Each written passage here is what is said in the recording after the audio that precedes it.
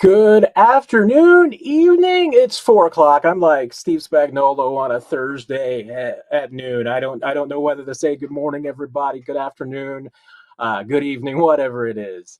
Uh, Welcome to the live stream. This is a bonus edition, so won't blame anybody if there's a little bit of a late arriving crowd and maybe no arriving crowd. It's a Friday. It's a bye week, so might be a kind of a quiet time. And Nick and I weren't sure when we could get this into the schedule because of all the moving parts.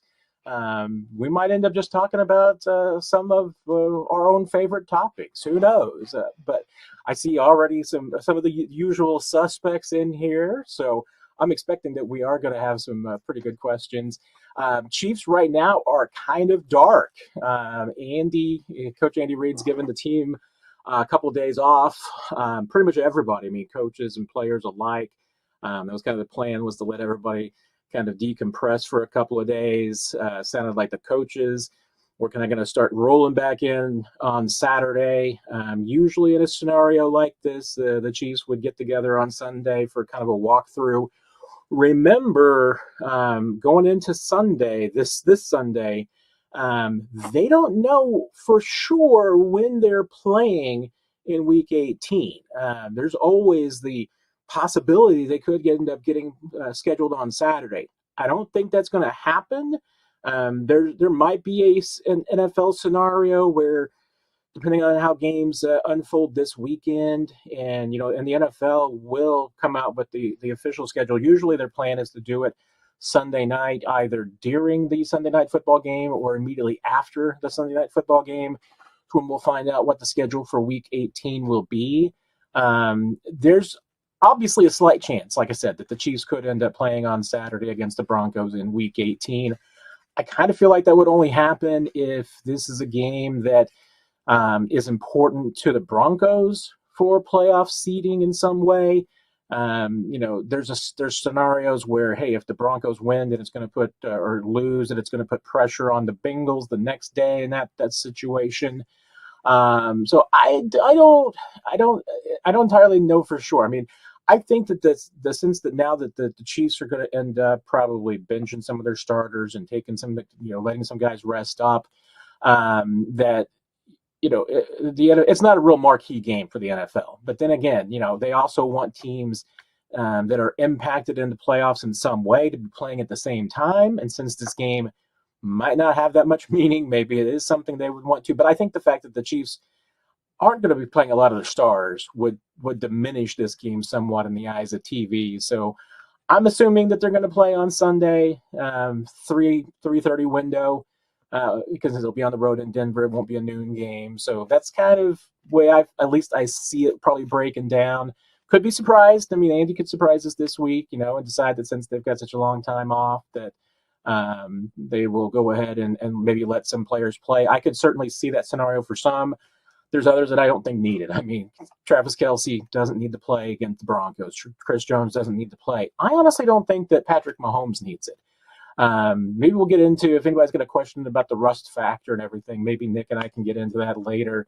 I've got not necessarily a full rant, but I kind of have a mini rant about that and looking at some past teams that have struggled with, coming off long breaks and the rust factor.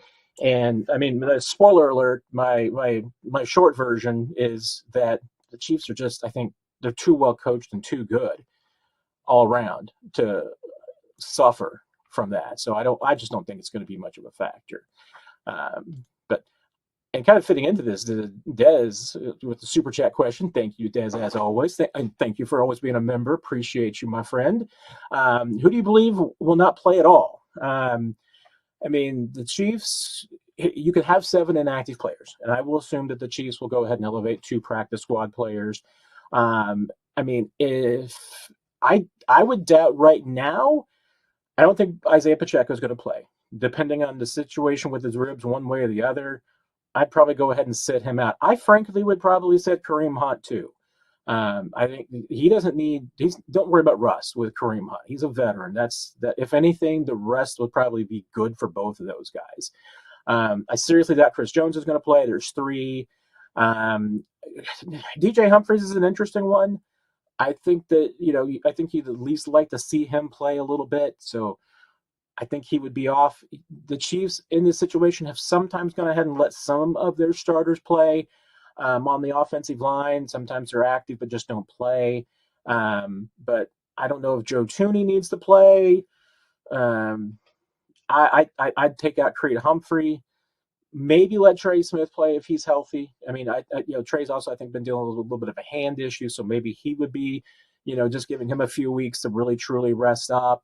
Jawan Taylor probably won't play because he's been dealing with a strained knee, and I think once again, the more time you can give him off, let him get healed up, that would be great.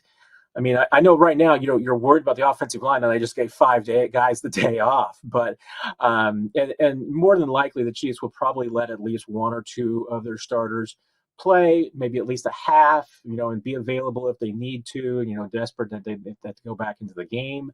But I'll be honest, I mean, some of why I would give some of those guys the day off is because I want to see Hunter Norzad, play. I'd like to see him at center in particular. Caliendo needs to continue playing. I would love to see Ethan Driscoll, play a tackle position. Go ahead. This is a time to get Wanye or even Kingsley some playing time.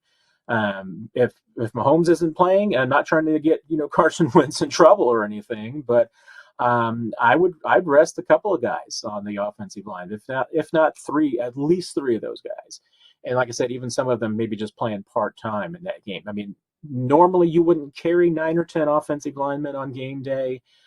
Which is why, like I said, just go ahead and sit a couple of those guys. If Creed didn't play, if Tooney didn't play, you could obviously, then you've got 8 guys, your three starters. You might only just play part-time or be available in emergency duty. Hollywood is a good question. Do I want Hollywood to play in week 18? Probably, just to knock a little bit of the rust off, get a little bit of work. I think just a little bit of, he doesn't need to be a full-time player, but give him some touches. And the really nice thing is that you've got some guys like Nico or Mejio, and if you wanted to elevate a Montrell Washington for this game, he and Carson Wentz spent a lot of time together, both in training camp, and they've worked on the scout team together. If you want to get him, especially Carson Wentz, some of the guys that he's worked with the most, get him some snaps. That was kind of one of the things. Patrick Mahomes had a field day in Week 17 against the Broncos back in 2017. He made Albert Wilson a bag of money. So getting some receivers out there that Carson Wentz is familiar with, that would be the way that I would go. So defensively, I think I mentioned Chris Jones. As far as not playing in that game. Trying to think about who else defensively. I mean, you could rest. Justin Reed would probably be another one you'd go ahead and rest. See what some of the injuries are. Nick Bolton probably doesn't. And once again, Nick Bolton not playing gives you another chance to let somebody else, maybe even a Leo Chenal, play at middle Mike linebacker. Give him some experience there. You're down a little bit in depth with losing Jack Cochran. Drew Tranquil could sit. I mean, I know and here's the thing, Dez, is that, I mean, if the Chiefs treat this the way that they normally do, it might be more like 10 or 12 guys that don't play in Week 18. So it wouldn't surprise me at all if the Chiefs had those kind of numbers, even with this long break, because they're beaten up. I mean, this has been a long, grueling season, and some guys like Chris Jones played a lot of snaps. Trent McDuffie has played, I believe, every snap but one this season. Justin Reed's played a lot of snaps. You've got some veterans that you could rest across the board. So I could very easily say 10 or 12 players right there that I don't think need to play or shouldn't play very many snaps. I don't even know if I mentioned Travis Kelce, but Travis Kelce should not play in this game. He can use all the time off, and he's not going to get rusty. I mean, if anything, extra rest, just even better for Kelce. And again, I mean, if it's not just even the game itself, it's the practice leading up to Week 18. If you are using some of these guys as, Travis Kelce, you could just pretty much get the entire week off to. Have him come out there and watch practice. But if that means that Noah Gray and Peyton Hendershot are getting all of the reps and all the first-team reps, that's good. Getting some of the younger guys, and especially even some young guys that you're counting on for next year. That's why I say I would like to see Hunter Norzad start this game, honestly, because I want to see what he can do. Because there's a chance. I mean, you still don't have Trey Smith signed up for next year.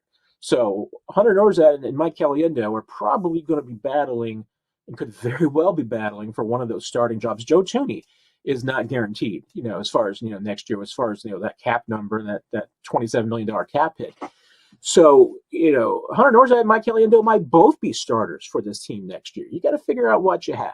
So I'm not starting out great as far as lightning round questions here. Since Nick's in the green room, all I've done is answer one question. So I'm sure he'll be very, very proud of me when he comes in. But yeah, I mean, I guess that's my feeling on it, Dez. I mean, I think they're going to dress as many people as they can, and I don't have a lot of problem with that. I think that would be fine. That's not much of an issue.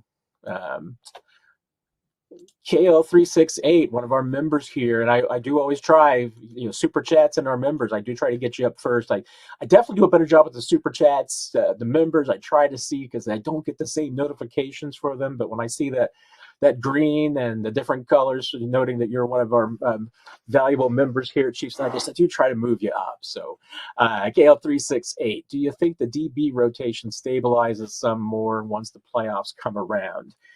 Yeah, I mean, more than likely.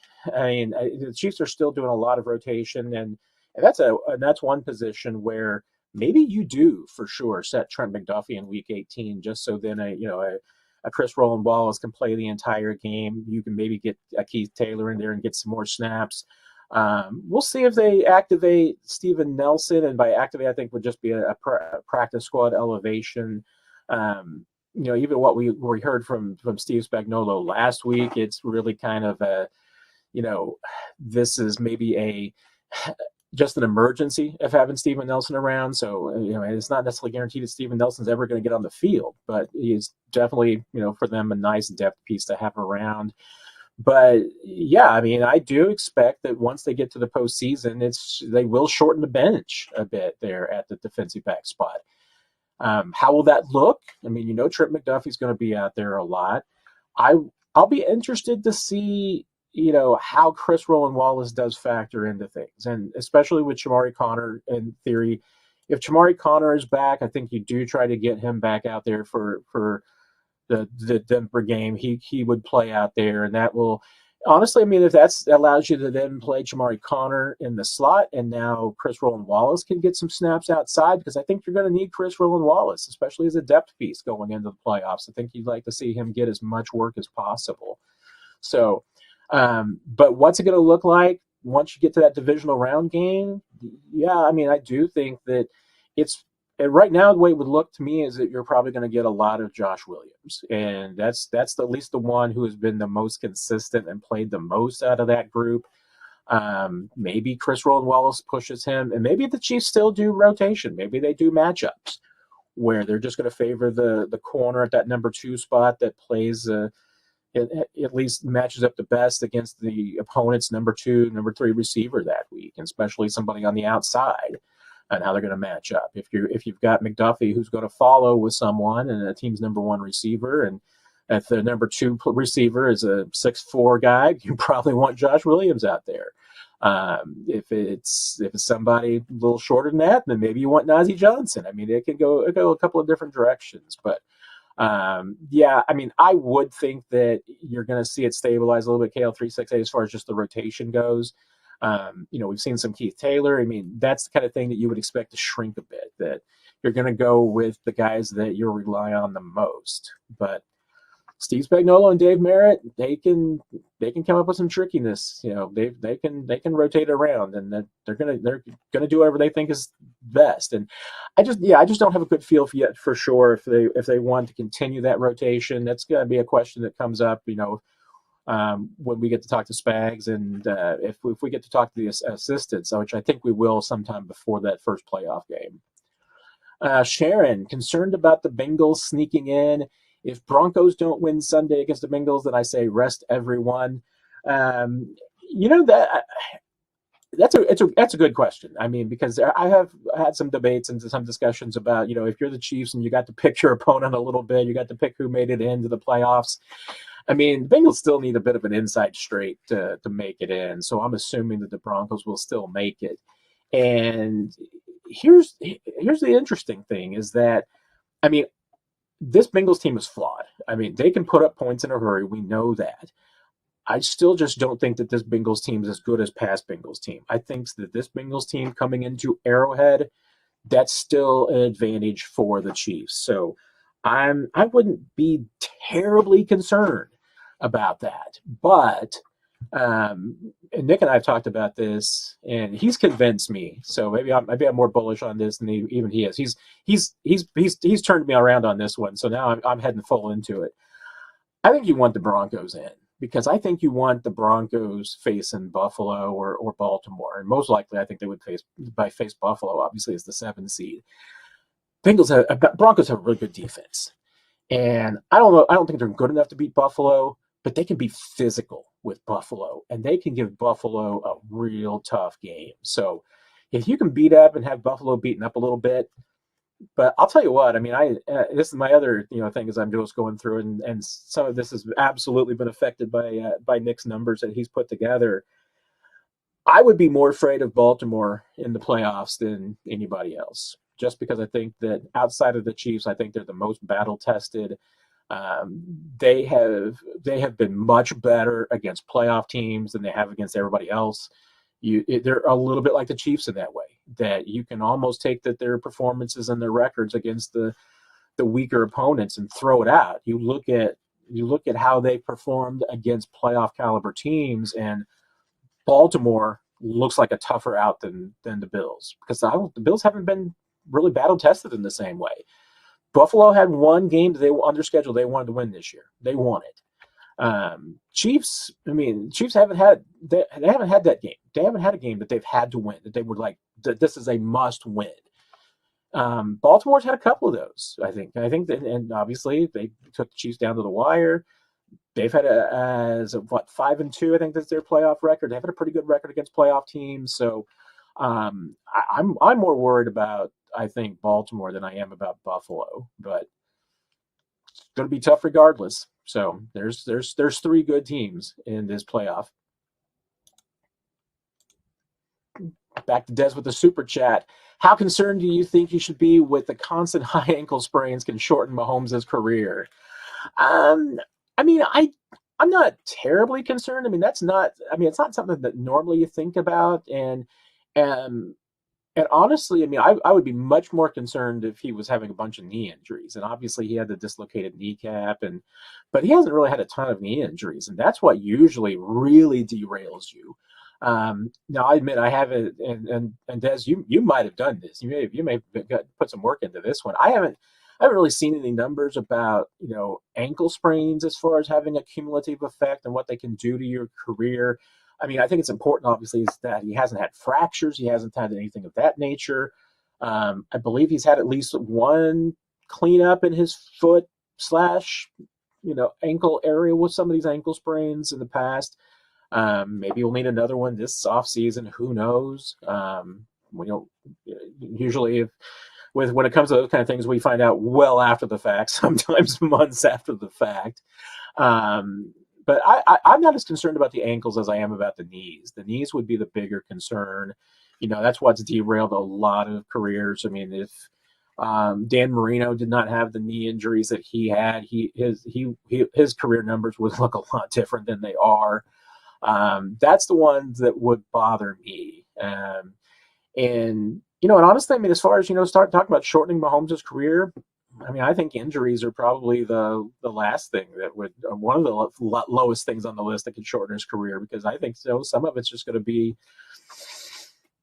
all the opportunities that he has. He's going to have a lot of opportunities off the field, and and with a young family, I don't even know if he's going to feel the same way about playing until the Tom Brady age and playing until his 40s. So I don't want to look too far ahead or make any wild speculation or anything like that, but I don't. Let's say my final answer, Des, is that I'm not terribly concerned. It's probably something that's worth asking about, and I wouldn't be opposed. I'll certainly ask some people about that would know and let you know if I can. But I don't have a ton of problems with that. Chris wants to know how the Christmas ham was, since as I said, we are a ham family. And Chris, the ham was pretty good. The in-laws catered it from Fairway Market here in Kansas City. So if you're familiar with Fairway Markets or work there at Fairway Markets, I mean, hey, there's sponsorship opportunities available at Chiefs Digest. I'll just let you know. But no, the ham was great. The beans were great. There was trying to remember, it was kind of a cheesy corn casserole thing. I don't know what they call it, but it was really good. I failed. I did not make my deviled eggs, so I was a failure there. I still have the eggs, so I will probably make them at some point this weekend and just go ahead and eat them with a little leftover ham. So at least I have that opportunity in front of me. I'm looking forward to the challenge. Does any team put a claim in for Shaq Barrett, Chris? Ooh, might have to ask Nick that when he comes in. So, because he might have a more extensive thoughts on it than I do. I mean, anytime anybody hits waivers at this time of year, it's distinctly possible. I haven't really seen. I mean, he's been on the retired list, so it's not like he's and I'm sure that part of it. I mean, I haven't read a lot about what his plan was and what the intention was with doing all of this and everything. I'm assuming it's that he wants to play for a playoff team. I don't think the Chiefs would be one of those teams. I would be surprised. I think they're pretty well set with what they've got rotation wise, and they've even got some guys that they can't get on the field right now. So I just don't see a spot for him myself. But maybe our good friend Nick Jacobs has different thoughts. Hello, Matt Derrick. Nicholas, how are you this fine day? Season greetings. I'm fresh off a visit to the DMV, so get that going for me. I'm sure it was chock full of last minute end of the year business doers. By my count, I don't know what the fire code is in there, but when I counted the amount of rows of chairs and how many people were standing, there were more than 70 people in a very tiny room. I'm familiar with that room, so I've been in there a couple of times of late. So that would be more than we're both there for both of my most recent visits. So that's a lot of people. Yeah, and they were kind enough to tell us that we needed to move back into more of the sardine can, because where some people were standing just to be out of the way, they could potentially be able to look at private information on the monitors. And I wasn't going to be mean because I know they're all working hard there, but I thought did pop in my head where I was like, it didn't bother you for the past hour and a half that I've been standing here, that for those people standing there. So now it's a problem. All right.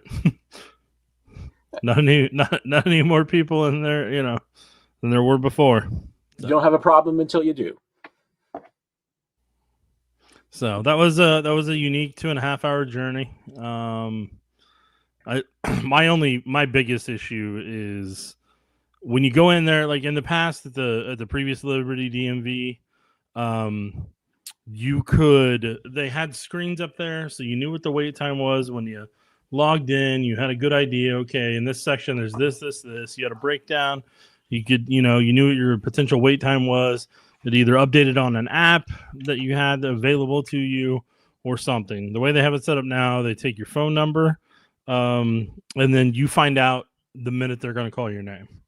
And so if you're outside of there, you get less than probably 30 seconds to a minute to get in there before they move on to the next person.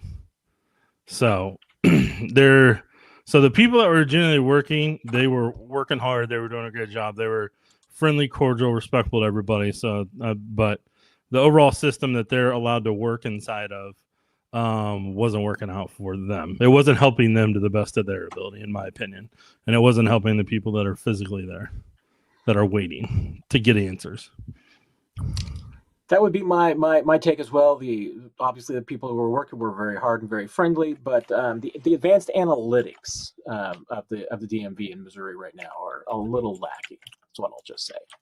Because I know they've got they've got the names of the individuals that they're going to call out, so they have it. But I mean, nobody else has what they, nobody else who's waiting or anybody who's sitting there has the information that they need to be as cordial as possible, because there's some other people there that weren't going to be as cordial as I and other people were going to be. And, there's nothing the employees could do about it. They're working within the system that they have available to them. So it was a unique experience that I'll get to experience, in another 2 weeks.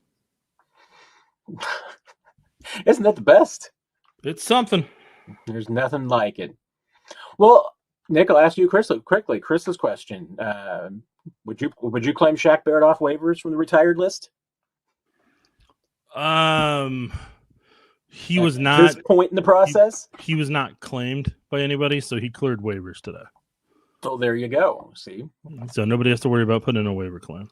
He is a free agent for the taking, and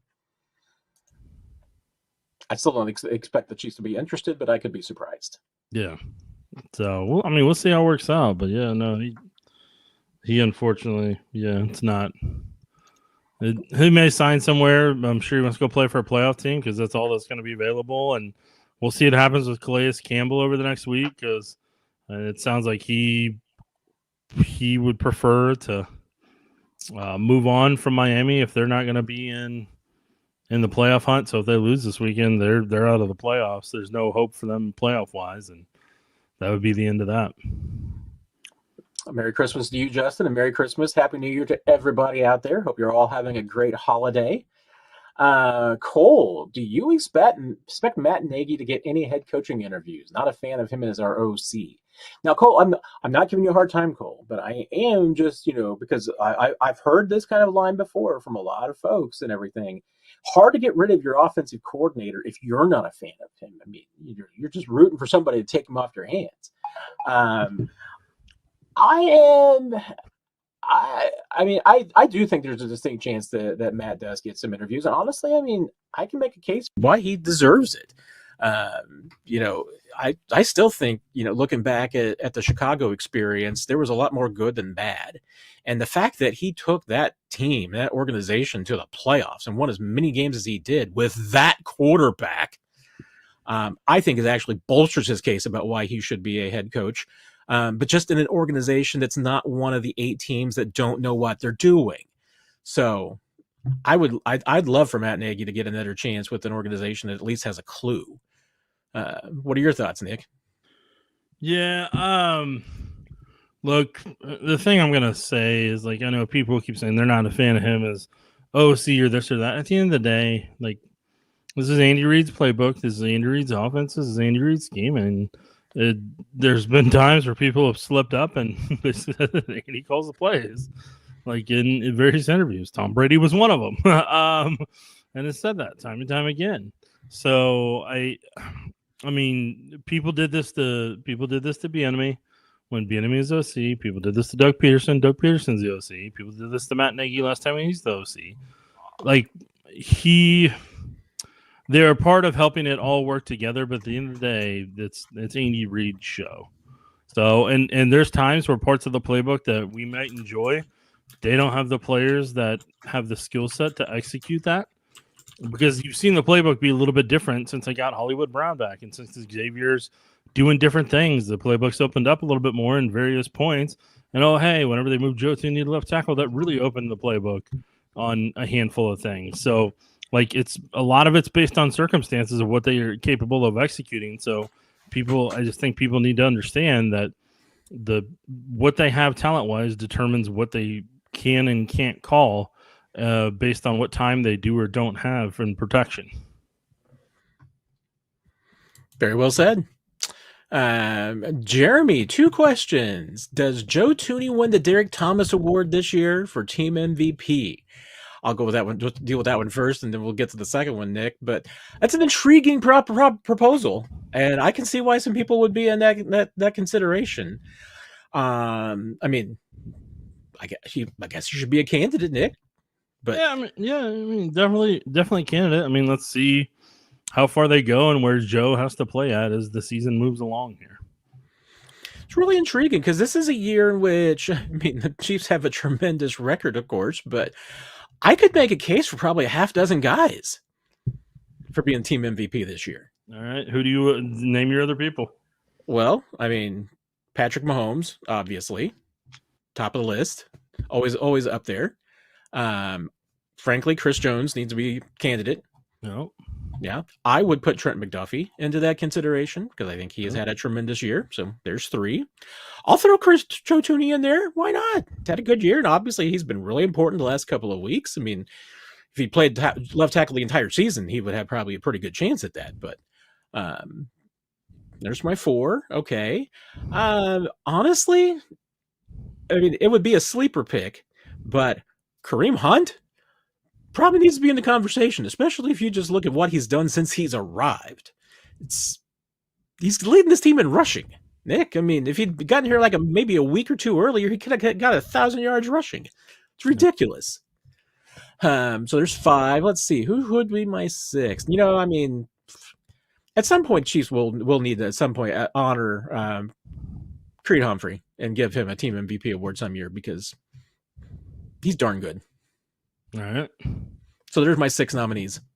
Okay. Anybody I left off or anybody you'd scratch from the list? I mean, I don't know about you're just giving it to Patrick Mahomes every year. Because he's always truly the team MVP every single season.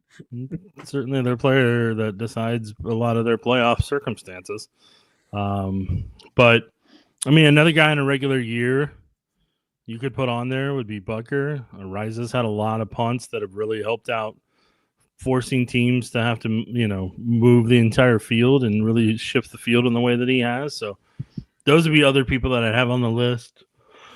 In terms of who's wins, I'll be honest, man, I don't really care. Like whoever wins. The players and organization will figure that out in their vote. I'll trust them on it.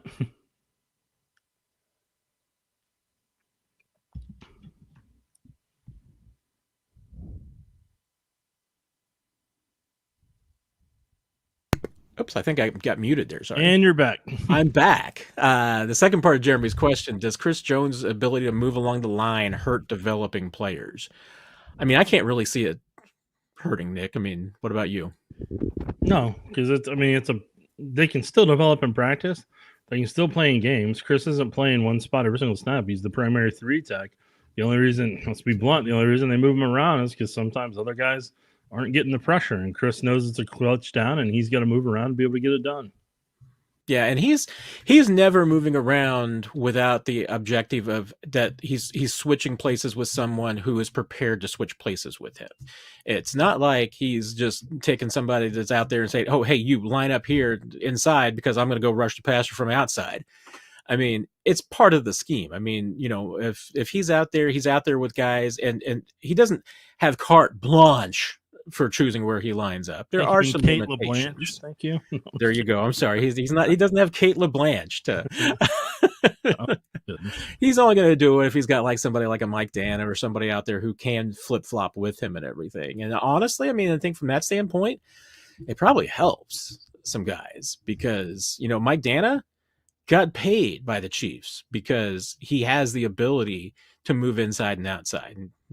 And Mike Dana would not necessarily have had the ability to show that if he wasn't playing with Chris Jones, because that's what allowed the existence of Chris Jones to a degree is what allowed Mike Dana to have the flexibility that he does.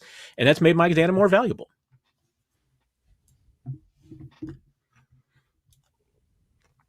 Chris's next question is, I did not know that Greg Gumbel had passed away, Nick. Yeah, CBS Sports just put out a press release on it.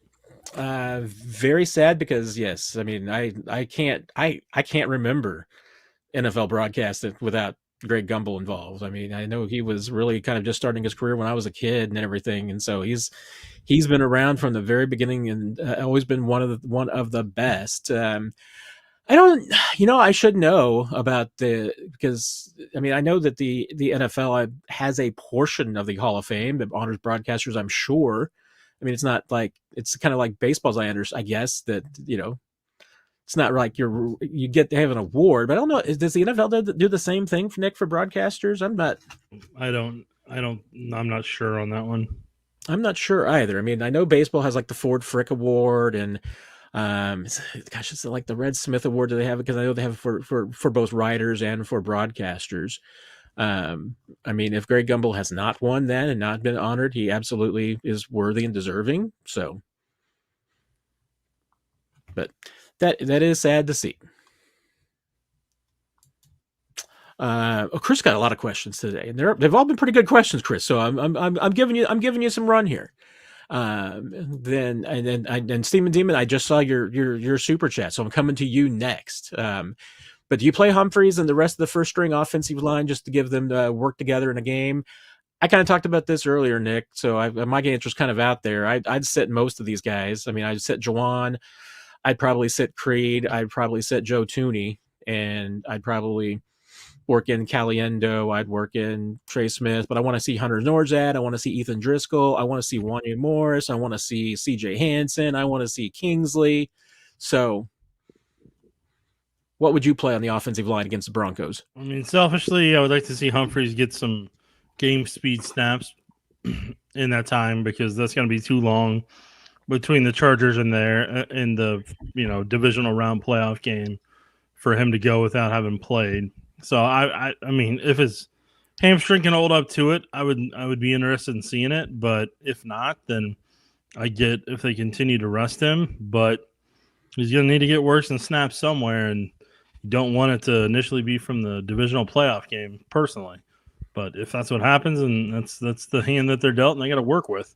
But no, Joe Toney doesn't need to play. Creed doesn't need to play. Trey doesn't need to play. Jawan doesn't need to play. Let Driscoll, Wanye figure out what they want to do at left tackle, right tackle. Kingsley needs to get some work in. Then obviously, like you said, Caliendo, Hunter Norzad, and Hansen all need to get work in too, because you need to start evaluating what your backups can do in 2025. If you got some decisions you have to make along the offensive line about who to retain and who they can kind of save some money on. Absolutely, completely agree. Seaman Demon, I'm intrigued in this question, Nick, because I don't know the answers to some of these elements of this question. Nick, can you talk about what brought you into getting into broadcasting and how and why? Steaman Demon says he's a big guy. And I think you're a pretty guy, Nick. So I'm a little hurt by the second part of the question, but I understand it, because I'm also not a very pretty guy. And I studied broadcasting, in school, but I wisely got out of it because I was terrible at it. But you're an Emmy Award winner, Nick, for producing, which is behind the scenes. Still in broadcasting. Yeah, so I mean, I guess the way I can answer this is I'm still behind the scenes. I'm not in front of the camera. So I mean, I'm working behind the scenes doing that type of stuff and everything. So I just found a role and a passion that works for me, and that's what I'm doing. But I don't know what got you into going down this road, because you've been working you started working at Metro Sports like what, when you were 18 or something? I did. Yep. So I wanted to actually be in the business instead of learning about the business in college, because I'm going to learn more from physically being at the place and learning the experiences versus reading about them in a book. So I was already 2 years in the business before I actually started taking broadcasting classes and going through all that. So a lot of the scenarios, I'm going to say this bluntly, a lot of the scenarios that were happening were already outdated. Whenever I was listening to them, I was like, yeah, that wouldn't happen in a newsroom now. That doesn't happen in a newsroom now. That one, okay, maybe in the 80s, but not now. So there wasn't a lot of practical experience at the school I went to. So that's why I was very appreciative of already being aware of the situations and what I needed to learn, what I could learn, and what wasn't going to benefit me. But you shake your head and say, okay.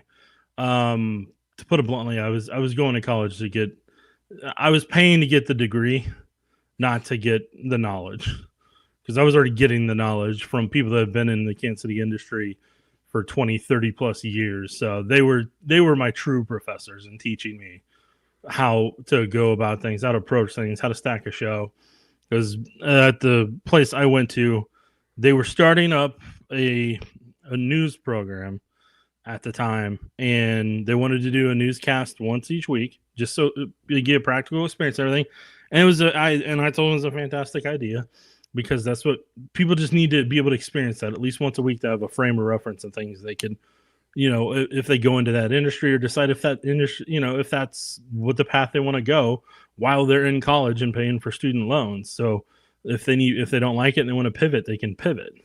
So, I mean, I produced the first initial one, just so we had everybody had a foundation and everything on that front. And then next 1 or 2 times later, I anchored sports a couple times, and then let's see, then somebody else want to do sports, and I was like, and they're like, but I don't want to take from it. I was like, no, dude, you're fine, do it. So then I did weather that time, and yeah, I can't remember how many other shows we had, but that's any college that can have that type of stuff. That's very important, because that's the best way people are going to learn in the industry, because the industry, for the most part, is just learning from being hands-on and trial and error. So like a book and stuff like that, that's not going to help you. I mean, it's not going to give you the instant feedback that trial and error will, because that's a lot of what broadcasting is. So there's that and that front and everything, and you're always going to deal with problems. So a textbook's not going to tell you how you deal with every problem, and you're always going to have good problem solving and creative solutions to be able to get around stuff. So yeah, it's all that combined. But I mean, obviously I want to do sports, and I've been able to stay around sports for the most part during that time, and been able to stay around the Chiefs during most of that time. And then from a Chiefs perspective, I've learned a lot from former players, former coaches. Anytime we had guests on, or I'd go book guests, I'd chat with them, and then I'd chat with them a handful of times afterwards. So like one of the guys, he's passed away since, but a huge fan of his, former Chiefs O-line coach, Howard Mudd.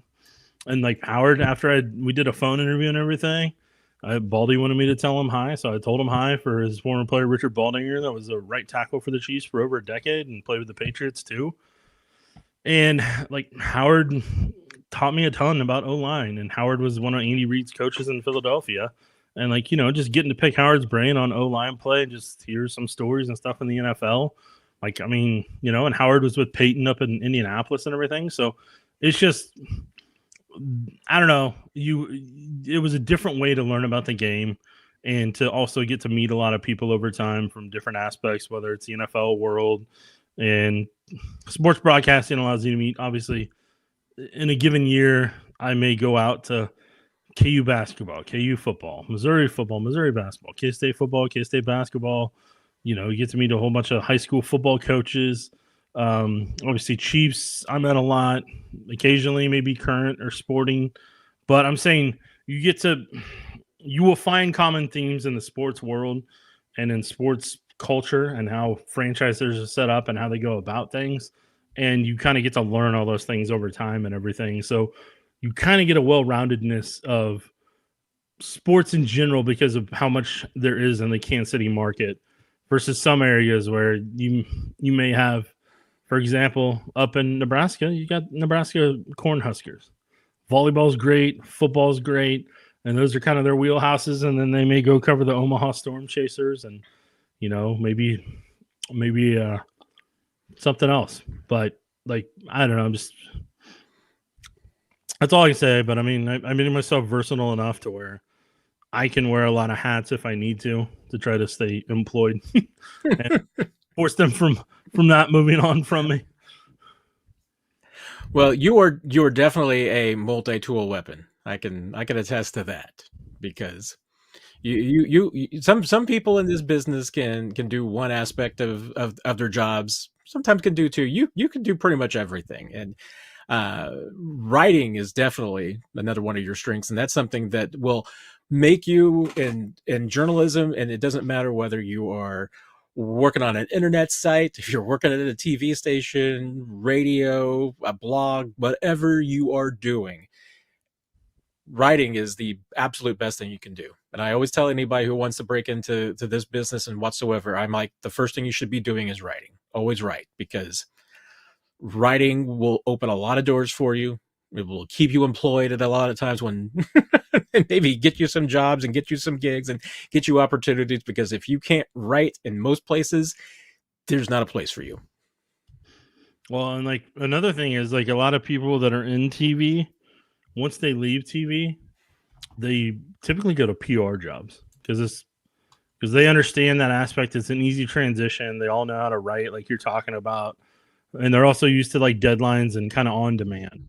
But then there's some people I know that I've worked with that got out of the industry, and it's is completely different, to where they do something that's completely slower paced and everything, and then they get a project thrown onto them, and they're like, "Okay, do you need this done by the end of the day?" And they're like, "No, you have a month." And they're like, "What?" Because some of those photogs that turned into other jobs, like, they're used to having a project that had to be turned that day and be high quality and potentially Emmy worthy, that they had a day or 2 days or maybe a week tops, and like they're getting projects thrown at them at other businesses where they're like, "Yeah, no, you got a month, just that's all we need." I'm like, "Okay." Yeah, I could do a whole rant about this, Nick, but this is a Chiefs show, so I'm not going to go too far off. But I've been on both sides of the fence, and I spent most of my career in either journalism or public relations. I've gone back and forth between them. Yes. Usually, one of the reasons why people enjoy public relations is that, for the most part, not always, but most of the time, it's an 8 to 5 job. And you don't have to travel as much. Usually you don't have as many interruptions. I mean, let's face it, I can probably count on one hand the number of times in my PR career that I got a call that there was a crisis of some sort that needed to be dealt with. Whereas in sports, it's not crisis because it's sports. But you're going to get interrupted. You're going to get meals interrupted. You're going to get holiday gatherings interrupted. You're going to decide, oh, you know what? It's June 27th. It's safe to go to the movies. And, and somebody's going to, get signed or cut or arrested or fired. It's inevitable. So I will say this job does have a lot more interruptions. And it's funny you say that, because literally there's times where Therese would want to go see a new movie, and like him and Ebony weren't together at the time, or she was she was still down in Colombia, and Therese would be like, "Hey man, I really want to see that movie. You want to go check it out?" I was like, "Yeah, dude, let's go. I'm down to go see a movie." And then he's like, "But do you think something's gonna happen?" And I was like, "Probably so, since you're doing something away from the football field." But I was like, "Take your laptop, leave it out in the car, have your phone there, and if you got to step out and go do that, and go step out and do that, man." I was like, "I'll fill you in on what happens," or I was like, "Or I'll get us a discount another time, not a problem." And then so there'd be times where you'd end up, it worked out for him. But I know there was a time whenever he was going to take a vacation and go to the beach, and he got out of state and everything and went down there, and John Dorsey parted ways with the organization, and Therese was on a beach having to deal with that, and I felt bad for him, and I was one of the few people that could call him, and he would answer, and didn't have on do not disturb, and he'd tell me that he's and I was like, I just check on him, see he's doing all right, and I was like, "Dude," I said, I'm sure you're taking a lot of calls right now, but I still remember I was in a movie one time when Therese broke the news about Alex Smith getting traded, and like I waited a little bit, waited an hour after everything had done, because I knew what was going to happen, and I called him and congratulated him because I knew how big that was going to be for his career. And so I was like, "Dude," I was like, "You and I both know those only go to the national guys. So for you to get that," I said, you did something. You earned some good karma for an agent or a player to respect you that much to, make sure that they reached out to you, or another source potentially that was involved in that process that could do that." And yeah, and it was a big moment, because then he ended up at Yahoo Sports a couple months or a year afterwards. I can't remember, but I know it was within the year. And so But what I'm getting at is, yes, you need to understand that if you want to be the one that breaks news, you want to be the person that does that. For the national guys, they may get news. They may get a lot more news than what Matt or I get from a national scale, and from some people that may not respond to our messages or text. But they're also getting woken up at maybe 2 a.m. or 4 a.m, or they got to keep their phones on the entire time and see everything. And what would be even worse is if you got a friend that's just texting you and you're expecting that to be like one of your sources, and you look and you're like, dude, why did you text me at this time? Like I was on edge and on alert, and I'm getting a text about, hey, dude, the Rotel chicken was great, man, or whatever. Steven had a follow-up note there. Probably the notion that the only pretty people do TV stops. A lot of people get into sports weather, learn how to operate cameras. I mean, I think there's a lot of stereotypes that are being torn down, and especially in broadcast these days, because I mean, we're technically broadcasting, Nick. I mean, it's what we're doing here. And I mean, good God. I mean, I do Sunday sound off with you on, Sundays on it periodically. And I'm not the most photogenic person. And I mean, when, they say the camera adds 10 pounds, and it does beg the question, how many cameras are on me at times? So there's some stereotypes. And you know what? It goes the other way too, because there's also people who work behind the scenes that you would say, well, that person should be on camera. Well, no, it's because they like what they do, enjoy it. Why not? At the end of the day, if you can tell a good story, and if you can go find the right people to help properly encompass what that story actually is, not any perceived notions about what it could be or should be, but just give people a fair and accurate depiction of a topic or story that has multiple sides to it and isn't just one person giving their perspective on it, you're what the industry needs, both in journalism and in TV. Well, Stephen, last one he promises. It says, I'm too gentle-natured to work in crisis management as a fixer. We like you as you are. Well, I appreciate that. That's very kind of you. I will say, I'm not, trust me, I'm not going to be sending anybody to the train station. So I'm not that kind of fixer. I'm not, You're locked in on it. I'm not a Shonda Rhimes kind of fixer like Kerry Washington or anything like that. But see, I was good in PR. My best strength was the fact that I don't typically lose my cool. So when people around themselves were losing their minds, I would be the calm, present influence that would keep everybody from freaking out.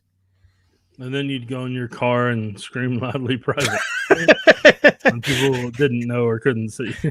I would scream in my car, drive home, and then cry myself to sleep. Exactly. Yeah, but people couldn't see it that way. So they're like, Matt's always got to put together. Although I will say one of my favorite moments of all time, because in my days, and one period of my PR days was working for a cable company. And one of the worst things that you can go through at a cable company is, of course, retransmission agreements. And we were in a retransmission agreement. Do you have a disclaimer? And I fell asleep during a conference call at like 3:00 in the morning. Do you have a disclaimer? Oh, fine. You got the disclaimer. Yeah. That's what I'm talking about. All right. Bud, appreciate you, man. Absolutely. Thank you. Merry Christmas. Very kind of you on the super chat. That was very generous of you. Are the Chiefs getting back anybody else this year? Merry Christmas. Next year, Nick needs to be in his suit, Santa suit on Christmas. I mean, we need to get you that Andy Reid Santa suit. I mean, I could probably find one at Party City on clearance, right? No, you can't. That's wiped out. I've already looked. You've already looked. I was going to do the Santa suit on the podcast last year. They don't have it in my size. I'm sorry. Oh, I was going to do it. I've been wanting to get one of those and get a Grinch one. Just gonna have both of them. Mess with my nieces on the Grinch one, but Maybe you can get the holiday armadillo. They don't have. Yes, maybe. But no, they don't have those in my size. I already looked. As far as players that the Chiefs could get back this year, I mean. Oh, okay. I didn't realize I was making a transition there, Nick. It was a rough transition. I mean, potentially, I think there's probably only two that I can really think of off of injured reserve that could be coming back. Option for McCole Hardman, option for Sky Moore. I think both those guys could be back. I know the Chiefs still have Spencer Schrader on injured reserve. I think there's probably at some point that he could return, but that would be like the Chiefs would release him and then he could come back to any team. But I mean, we've been telling you for a while. I mean, I don't think that Jalen Watson is on that list. I know Jalen is giving all the cryptic tweets and everything, and I've said I'm not betting against him. It's just that based on what Chiefs have told us and what I've heard about and been told about him, that as far as the injury, the nature of it, I mean, it was basically Isaiah Pacheco plus tightrope. I mean, he had to have an additional procedure on that ankle that Pacheco didn't have. That's a minimum 12-week recovery. And like I said, that's minimum, at which point he would just even get back on the field. Best case scenario typically would be that he would be back onto the field maybe the week before the Super Bowl.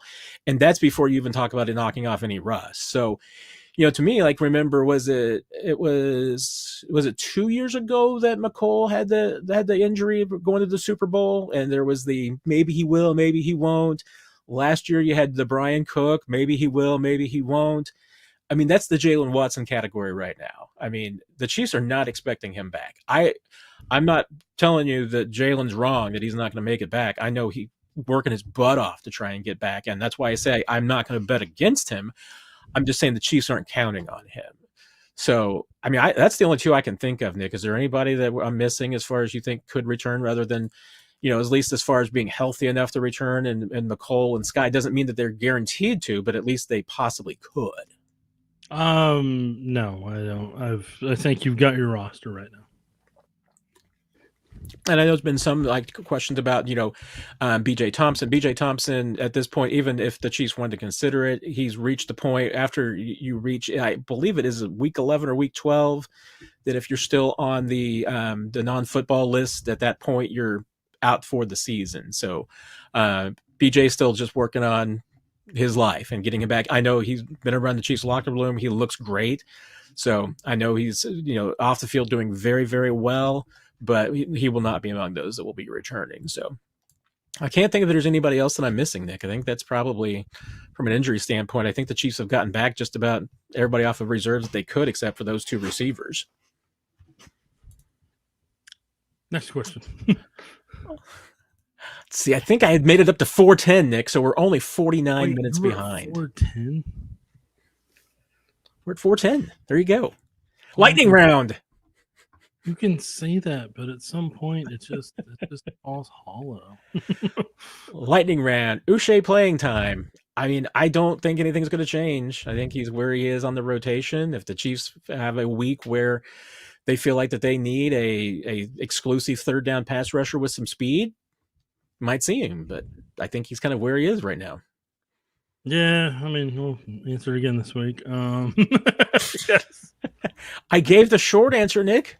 No, it's just we're going to get asked this every week, and I'm going to keep telling you, like, if you can't defend the run, they don't have you out there on much of a regular basis. So his competition is Felix Uzama and Malik Herring for playtime, and those two can defend the run better. So until they feel like there's a certain value and ability to change directions that they need against a Lamar or Josh Allen, maybe Uche sees the field.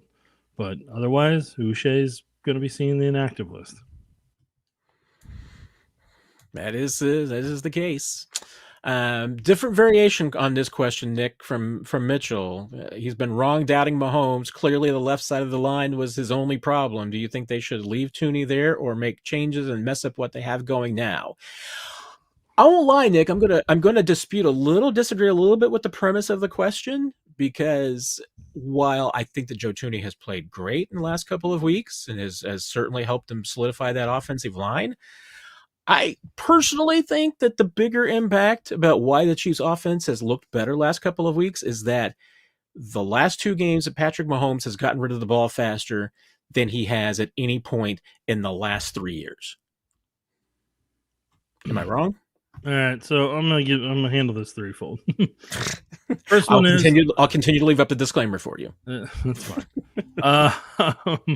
First aspect of it is, like you said, he's getting the ball out at a certain clip, and he's capable because he's got Xavier Worthy and Hollywood Brown that are able to get off the line a little bit quicker than what they'd had, and Worthy's a little bit more confident in what he's doing.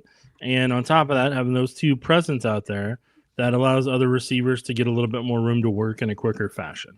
So all that combined is what's helping on that front. Second one is having Joe Toney at left tackle or having more stabilizing presence at the tackle spots has allowed Mahomes to have confidence if he does need to stay in there to buy himself a little time or to survey the field a little bit longer than what he normally would.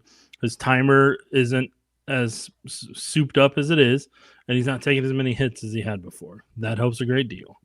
So, I mean, and the final part of it, when you're talking about should they leave Toney there, or should they, change it, it's just going to come down to if they feel Humphries can do the job. Because if they can, then they need to give him some chances at left tackle, and they need to move Joe back to left guard so they can help their run game and allow them to be more balanced. But if Humphries isn't healthy or can't handle it, then yeah, they're going to have to keep Toney at left tackle and Caliendo at left guard. What I will say for Toney is he collectively gets better each and every week with his sets, with his punch, and just overall he's getting more and more comfortable at that left tackle spot. So if they do leave them there, there's steady improvement on a weekly basis, and he has a lot more confidence when he's out there than he did in week 1. And I'm week 1 of him at left tackle against the Browns. So all I'm saying is that they're not going to go wrong either way. They have options. I think that was Nick's a subconscious way of telling us that he is tired of Joshua Uche and left tackle questions. Or it could be I just ate a little while ago. I don't want to sleep this week. Thomas, is Nico Remigio going to keep the kick return, punt return duties from here on out, even if McCole comes off IR? Excuse me. Great show. I mean, I think it's there's a little bit of a chicken and egg thing here for me, Nick, because I just don't know if there is a spot on the roster for McCole if Nico holds on to the kick return, punt return duties. I mean, it seems like there either would have to be an injury, which you don't want, or the Chiefs would have to, risk losing Nico on waivers in order to get McCole back onto the 53. If I'm in the Chiefs' shoes, Remigio stays as the kick punt returner for the rest of the year, and you move on with your life. That is a shorter way of saying what I was thinking. Lightning round. Albert, who, if anybody, do you think will get the standard elevation for the Broncos game? Oladokin, Ross, Ingram? Good question, because usually, the Chiefs would do that for just even special teams purposes. I'm trying to remember it's been a while since I've kind of been in this situation, but I think I think last year when Blaine Gabbert played, I think they had Mahomes active, right, as the backup. I don't remember if they activated Oladokin. I don't remember that for sure. I have to go back and look up and see. Well, in their rule with an emergency quarterback. But the emergency third quarterback has to be on the 53. They can't be on the practice squad or an elevation from the practice squad. Then, yeah, Chris will be one of them, and it'll be somebody else potentially if that's what they got to do. I would sit, both Kareem and Isaiah Pacheco. So Keontae Ingram is a possibility. But probably need to get a little closer, Albert, just for no other reason than just to see where some of the Chiefs injuries are and what they need. I would not want to do what the Chiefs did in 2017, though, where you decide that Kareem Hunt is off limits after he gets the record, gets the AFC, the NFL rushing title, and then you get an injury, and all of a sudden Anthony Sherman has to finish the game as your only running back. So I'd want to have at least 3 running backs active that day that can play. Was DJ Humphries a waste of $5 million? I mean, technically, I don't think he's going to come out to that price. I think if I remember correctly, I think the prorated version only comes out to about 2. If I'm mistaken. Could be a little bit more than that. Maybe it is 5, but I thought it was a lot less than that. The number was worth up to. Yeah, and that was with incentives. I think it was a minimum of 2 and then worth up to 5. Worth up to. Yeah. So right now, I mean, unless Chiefs win the Super Bowl and I think he plays, I don't think he's going to be making that. So, I mean, no, for what the Chiefs have sunk into it at this point, was it worth it? Yeah. I mean, it was. I mean, it's not like you were spending that money anywhere else. And it still might pay off for you. Who knows? If you win a Super Bowl, he's playing left tackle and Joe Toney is playing left guard. It worked out exactly the way the Chiefs planned. Yeah. All right. Different variation on the practice squad question from Chuck. Nick, anyone in particular you'd like to see elevated from the practice squad for the Broncos game? I'm just going to set the tempo here on this question at this point. Set the tempo. Retroactively for all the questions that were asked 40 minutes ago? Yes. Yes. So it discourages the future questions. I don't care. Wow. No, but seriously, like it like for me, the regular season's over. Like it ended Christmas Day. So now my mindset's like, who are they going to play in the playoffs? What may happen in the playoffs? That's kind of where I'm at. Do I find this as a fun preseason style game to where you get to watch some guys and evaluate some guys for 2025? You bet. But whoever they bring up, like, I mean, there's no rooting interest for me. It's just a game everybody's got to collectively get through to get to the playoffs at this point, which is a great thing. The Chiefs earned that opportunity, and and it's not something that I'm personally not upset about. I'm glad that they got the rest that they need, and we'll see if they can chase that legacy. Okay, then I will issue the disclaimer here, Nick, that if we've already answered your question, probably not going to get to it again. So I apologize in advance if you asked a question that's very similar to one that we've already answered. I want to try and get into as many different questions as we can. So just going to be skipping some. If I skip one of yours, it's not personal.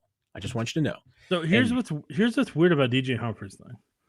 I logged in NFLPA. They have his base salary at 4.5, but when you go through over the cap, he's got a signing bonus.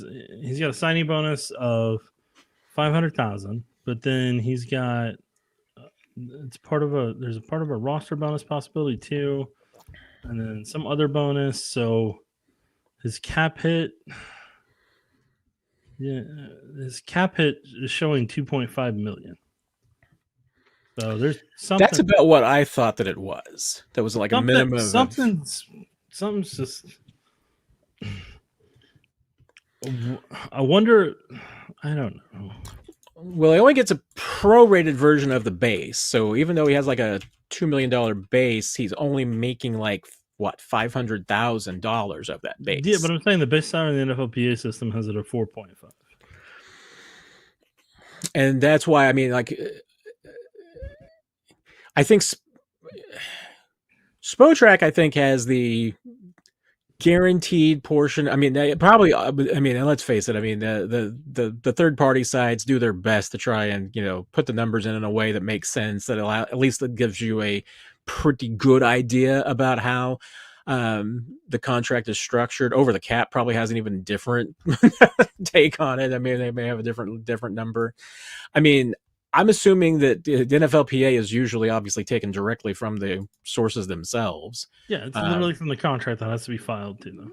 So that would make sense in the sense that if the base is probably the 4.5, that would shake out to about $1 million, I think, as far as how many games he's actually going to play. So prorated, if you had that, and then there's a $500,000 signing bonus and a $500,000 roster bonus, I mean, that would roughly be in that $2.5 million minimum range.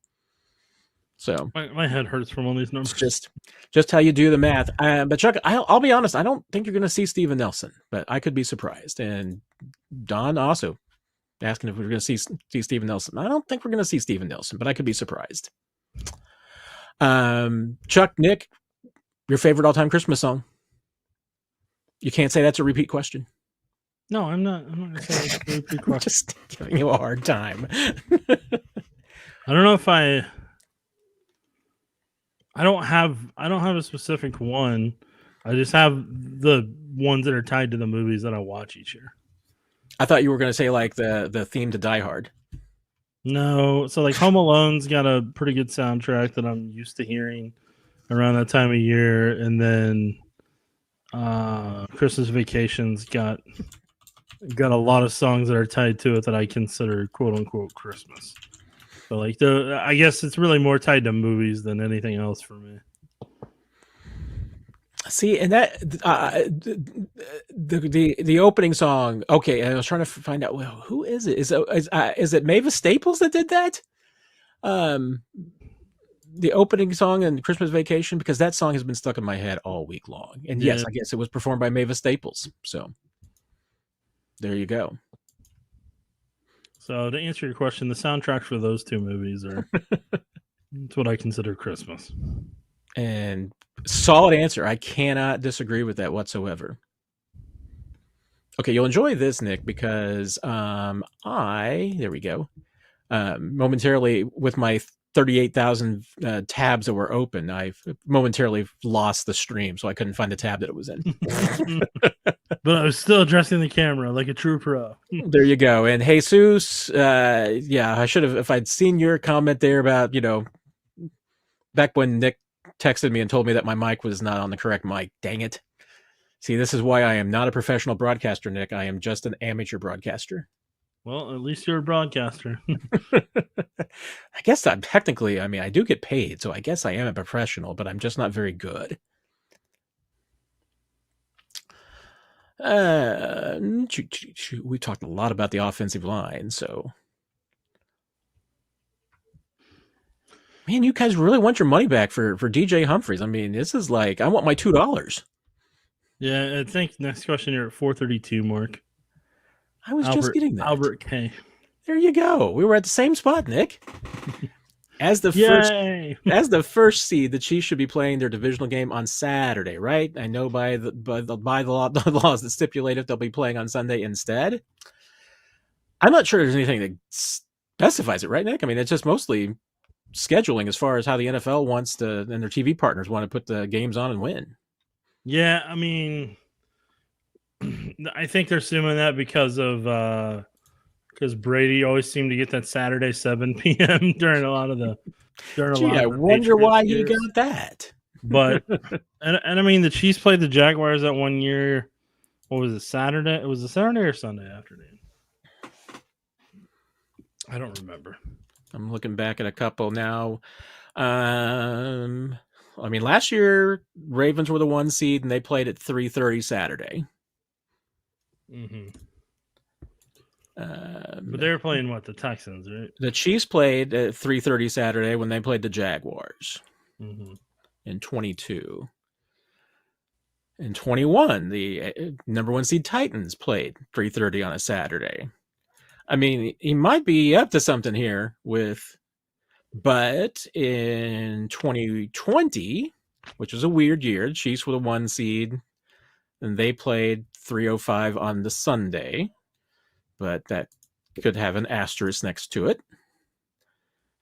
1 seed Saturday. I think if anything, we have just been in a pattern where the game that the NFL and their TV partners wanted to put at 3:05 on Saturday was the AFC 1 seed.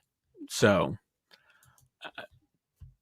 could be, maybe it'll be the same thing. Although I'll be honest, if that game ends up being Chiefs and an AFC West opponent like Chargers or the Broncos, I don't think that ends up at 3:05 on a Saturday.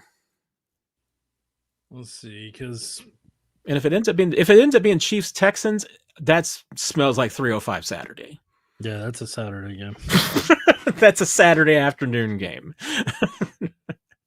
Chiefs Broncos or Chiefs Chargers, that to me is either primetime Saturday or Sunday. Maybe. Because 2020 is the first year, it looks like, where you only had the one bye. So I'm trying to go based off that. There you go. So, yeah, because the Chiefs had the late game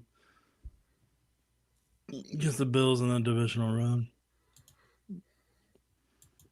Because I hate to say, you got to start from 2020, just because there's only one bye, versus the other times when there was two byes. So, and that could be, because also, so maybe Albert's right. I mean, I haven't read that specifically, but to your point, since they have gone to that system, it's been the AFC 1 seed playing Saturday afternoon and the NFC 1 seed playing Saturday night. So maybe that is their philosophy now, that the 1 seeds are going to play on Saturday. Mm-hmm.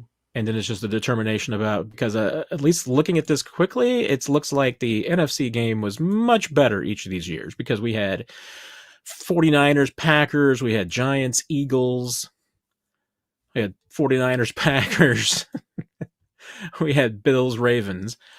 And that was 2020 when that was even the number 2 seed Bills. So, I mean, if we're going with just since 2021, last 3 years, it has been AFC 1, NFC 1. But again, those are better games. So now that we've invested this much time, they'll do the exact opposite now. There you go.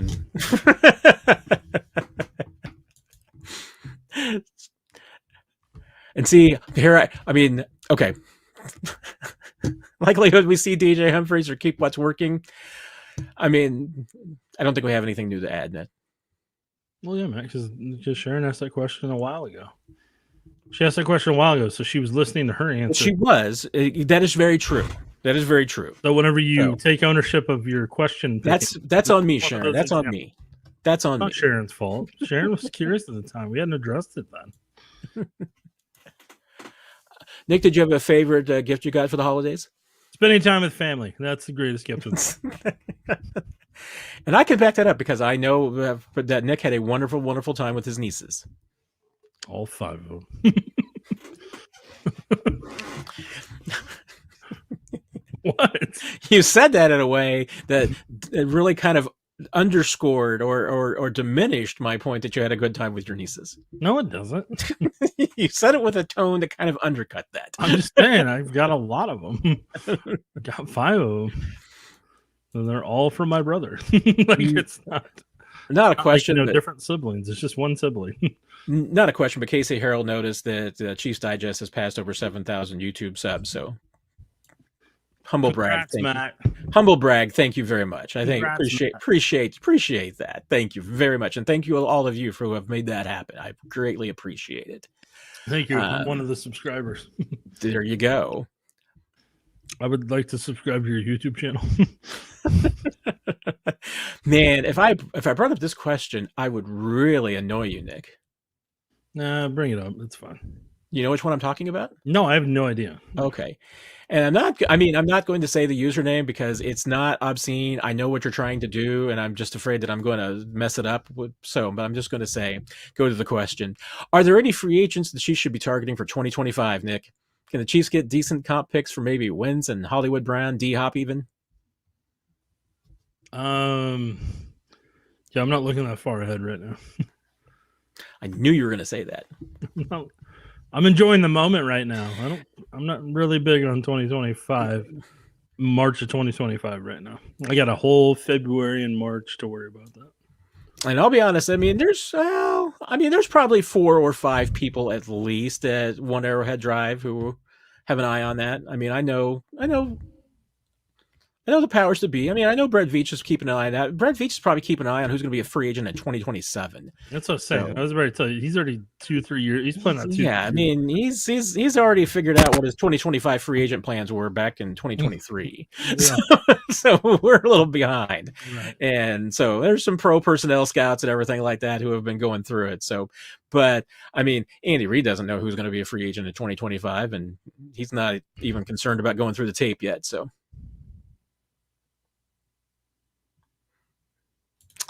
Man, you guys all have some really weird questions today. Matt.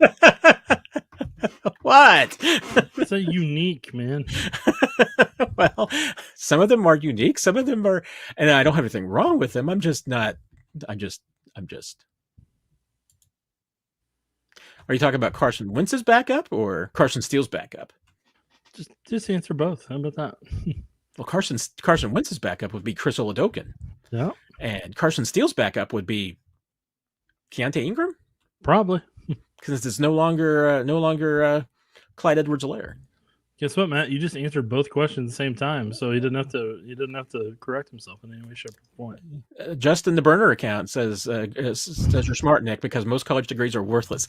That's not true, kids. Yeah, that's not true. That's not accurate. The reason you can't say that they're worthless is because at the end of the day, the number one thing you get to kind of experience in an ideal world at college, you get to experience life as an independent adult, and you get to make decisions on your own, good or bad. Some of them allow friends you knew to flunk out of college. Some of them, were able to stick around. Some of them met their wives at college, So, like, the college degree allows you to, one, have a college experience, two, create your own independence and your own self-reliance on a lot of things, not asking mom and dad to help you with everything anymore. For some people, not for all people. Some people may have already had that, but some people get that skill set there. Another thing would be that no matter what employer you go to, they show that you are willing to go to a system, stick with it for 4 years, learn the necessary skills that you need to learn, and that's what can potentially make you a valuable employee. Now, what you do after you get hired by that place will determine if they were right about you or wrong about you. But you've at least given them the first indicator that they need about that. And that same could be said for Votech school. And, any of those other type of schools, if you're going to go be a Boilermaker, welder, whatever it may be, like, it shows that you're willing to go through something, try to learn the skill set, and dedicate yourself to creating and being an expert at that craft. I mean, I know journalism is weird. So I'm just going to say that broadcasting is weird because, I mean, if you just talk about the classroom experience, yes, the classroom experience bears little resemblance to actually working in the workplace. And even some of the things that you learn are probably a little idealistic.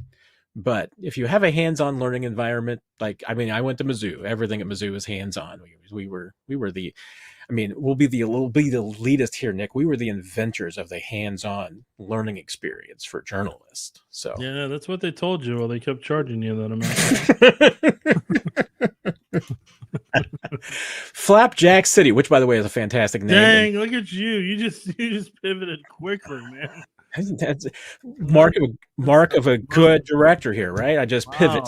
The PR distractor right there, man. Flapjack City, by the way, is a fantastic username. So I just want to. I just love how quickly you pivoted.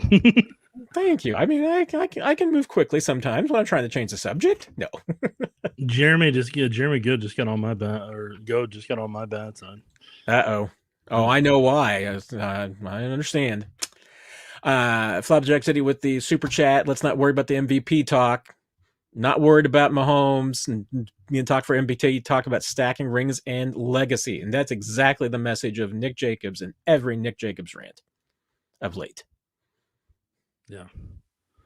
That is the message from your overseer, Nick Jacobs. Jeremy just made it personal. He was joking, Nick. That's what people say after they get caught. I say I kid because I care. That's my go-to. Whoop, there you go. Jackie, that's what started the whole conversation with the super chat with Derrick Mahomes. Who do you guys have for MVP right now? Does Lamar already winning two change things? Jackson's first MVP was one of the weakest MVPs I've ever seen. I mean, no, it doesn't. How many anybody's got doesn't bother me. I'll admit, Nick. I mean, right now I am, because you and I will both have a vote in the PFWA MVP voting. I'm probably an outlier right now in that. I mean, and there's a week to go. So 2 weeks ago. I mean, I feel like we're already 1 week down with the Chiefs already playing in week 17. Lamar's only got 1 week. I feel like week 17 is over. Yeah, I feel like week 17 is in the books. But I'll admit I'm an outlier because right now, if I had to vote right now, I would honestly be leaning towards Saquon Barkley because I feel like that the Philadelphia Eagles are a 4-13 football team without Saquon Barkley. Yeah, I mean, I'm open to it. I think the key for Barkley is can he hit 2K? Yeah. I think that's what's going to... That's big. If he hits 2K, I'm voting for Saquon Barkley. I think a lot of people are going to be influenced by if Barkley can hit 2K rushing. If he's able to do that, not only will it make Eric Dickinson sad. Did you see that article earlier today? I did not see that, but it sounds very on brand for Eric Dickerson. Yeah, so because originally, if I remember correctly, O.J. Simpson did it in 14 games. Then Eric did it in 16 games, and Barkley's going to have a 17th one. So each one's going to have its own kind of circumstance and set to it. And yeah, somebody asked Eric about it, like, you going to be rooting for it? And he's like, no, like just the way he said it. He was blunt about it, and I mean, I appreciate that. I'm not going to be upset with him about it, but now I'm actually rooting for Barkley to do it. I didn't care before, but now I'm like, I'm going to actively root for that now. Just like how you root for a team to go undefeated every single year whenever you see the 72 Dolphins. Yeah. Toast the champagne. Yeah, because now, I gotta look it up and see how far away he is from it right now. Okay, so he's at 1838. Okay. I mean, he should get there. Hopefully, I mean, because with Hurts not being the threat out there next to him, that 162 yards. So I think a lot of people are going to be on Barkley watch for that. So that one's going to be really interesting to see if he can hit that. And I think that'll sway some people voting wise. I really do. I think that'll sway some people. And then, I mean, Jackson has certainly given people the numbers if they want to base everything purely off numbers. And then we'll see what Josh Allen does against the Jets and Patriots and how his right hand's doing and go from there. But I do know once I voiced my opinion last time, people told me how weak my argument was. And my argument was that if you take that player off the team, how quickly does that team fall apart? What do you think that team's record becomes if they're not on that roster? Because that's what makes the player valuable. Is if you take them off that roster, what are they then? And apparently that argument wasn't good enough for people, my perception on that one, because I think if you take Josh off his team, I don't think the Bills are in playoff contention personally. Like they might be in the same spot where you think the Eagles are going to be if they don't have Barkley on their roster, but part of the thing that's going to be working against him is the fact that when you have Jalen and Barkley out there together, that is a tough combination to go against, and especially that Eagles offensive line. The Ravens, part of Lamar's biggest thing that he's got to jump over hurdle-wise from perception of people that doubt him is, can he get over that hump in the playoffs? That's the biggest one right now that I think is kind of holding people back. Is he hasn't won that Super Bowl yet, and he hasn't really won that AFC Conference Championship yet to really kind of put him up on that upper echelon. And that's something him and Josh Allen are both going to be battling this year and in years to come until they can do it. And I'm being somewhat hyperbolic when I say that the Eagles are 4-13. They were 11-6 last year without Saquon Barkley. So I'm not saying they're a complete total failure. I'm thinking they're not as good as they were last year without Saquon Barkley. I mean, I think he's been the entire difference in that team. And given that there was a lot of people who thought that Nick Sirianni was going to get fired this year because of the way that team seemed to be going and the direction that it was going. I mean, Saquon Barkley looks like a coach savior right now. I don't know what if I end up switching and it ends up being between Lamar and Josh Allen. I mean, I'm going to spend a lot of time on that one. It's going to be, I think I know which way I would go, but I'm not sold yet. I mean, it's going to be a hard decision. And maybe there's a fourth person I should be looking at out there. Yes, Nick, by the way, has been very jovial this holiday season and has absolutely smashed it. That's what happens whenever you have some PTO, sport coffee, and eggnog. But I personally think that Nick crushes it 52 weeks out of the year. So I don't know. It just depends on if I'm hangry or not. Flapjack City back with the way I see it, the Steelers should give the Chiefs a draft pick for taking George Pickens off their hands if the Chiefs decided to. I mean, here's the crazy thing is that I understand the numbers. The George Pickens, you look at it, and because I think they put it up on the broadcast the other day, I mean, that George Pickens on and off the field for the Steelers, they score like 6 more points a game with George Pickens on the field than off. But yet, at the same time, you saw exactly in that game on Christmas Day, Chiefs fans got a firsthand look at why George Pickens is not a Kansas City Chief. Why is that, Matt? What did George do? Let's just say he doesn't play the Chiefs way. Oh? Does he run all his routes the way they're supposed to be? That don't lead to interceptions? Well, not only does he not always run his routes the way they're supposed to, sometimes he doesn't even run routes.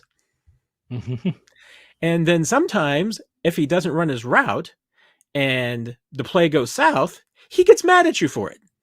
And then does he take his helmet off and get really frustrated? He takes his helmet off and pouts. While on the field? While on the field. And doesn't get called for it? Which is why I exchanged my exchange the other day with Mick Schaefer was, it's a lot like holding. You can call holding on every single play. So you're just going to call sometimes the most egregious versions. If George Pickens takes his helmet off every single play, you're just going to call the most egregious one against him. Yeah, but at least he'll hopefully learn to keep his helmet on. Oh, right. Back to, I was getting ready to go somewhere good, I think. Oh, there we go. RJ wants to thank Nick. No question. Just want to thank Nick for uploading all those 2022, all 22 videos. Super insightful. Nick's all 22 videos. Jacobs in the Sky is fantastic. So if you all don't check it out, you need to. Where was I going next? Try to check him out. You're either at 449 or you're at 449 because Pauno's got a question. Oh yes, now we're getting to where I had my troubles and everything. Yes, here we go. We're getting closer. Gosh, I feel like there was a question that I missed. Were you going to talk about the all the backups to lay off injuries, Nick, or no? It's up to you, man. I'm here for the questions. Or since I've talked about this 3 times already, I'll let you talk about it a second time. I don't know if he necessarily needs to tell them to lay off because they don't have full contact every single time like people are thinking that they do. Like they can adjust accordingly what they want to practice was. Or you could do what the Steelers did in the last couple of drives in the fourth quarter and just go 3/4 speed. Certainly there's that. Am I wrong? There's certainly that option as well, Matt. Tyler, has Roland Wallace earned the right to stay on the field when Shamari Connor returns?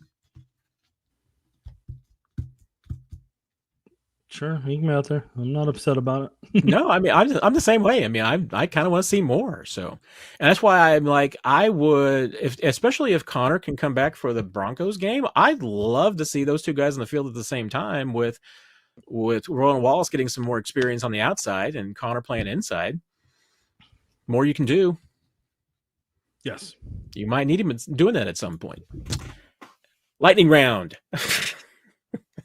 Seuss, do you guys think D-Hop would have been here if Rice was healthy? I think it would have been a stretch. I think so too. I mean, I'm trying to remember. I mean, because I could have a revisionist history in my timeline here. Well, I mean, the Chiefs signed Juju, but that was before or after they knew that Hollywood was going to be out as long as he was. Yeah, Juju was early. I think they brought camp early September. Yeah, they knew that Brown was going to be out for 3 months when they brought him in. So, I mean, D-Hop was a response to Rice. I mean, there's no doubt about it. I mean, you signed Juju to play a little bit of Hollywood Brown while he was gone. You got D-Hop to be Rice while Rice was gone. Yep. I mean, and this is, once again, no knock against Rashee Rice, but man, if you're able to replace Rashee Rice with a Hall of Famer, that's a pretty good. Mm-hmm. That worked out pretty well. It did, Matt. It did. Jeremy, want to know what happened with the John Dorsey situation? Or is it none of his business? Well, I mean, I know what you would say, Nick. It's none of Jeremy's business. Taking Jeremy's question after he tried to insult me? Is that what we're doing? Huh? I brought that up just so I could say that. I mean, if you're talking about like specifically what's the situation, I mean, I'll be honest. I mean, we've never really gotten the full straight scoop on the John Dorsey situation. Nobody definitively knows every single part of it, but I know Dezs wrote a great article back in the day with what his sources had told them from their vantage points. Yes. And the vantage points that it seemed, the picture that was being painted does not mean it's always 100% accurate, is that sometimes from a contractual perspective, players like Duvernay Tardif were getting paid Pro Bowler ability at not Pro Bowl actual ability.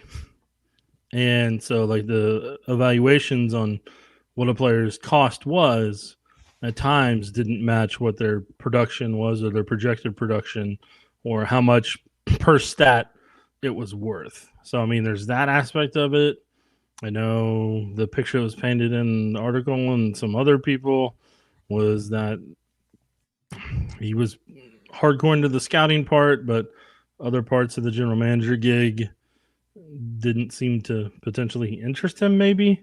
I've personally never talked to John Dorsey about it, offered the opportunity once and was declined. So, I get it. So it is what it is on that front. And I mean, I think he's still pretty happy in Detroit right now, but I'll always have respect for him in a non-football way for him coming to Dezs' visitation. He came up there and he talked to Dezs' mom and dad while Dezs' dad was still alive, and that he made sure to show up there in Detroit where John was based out of to go pay his respects to Dezs and Dezs' family. So like that's always going to be something that like I'm going to have a ton of respect for John and for him being there for them.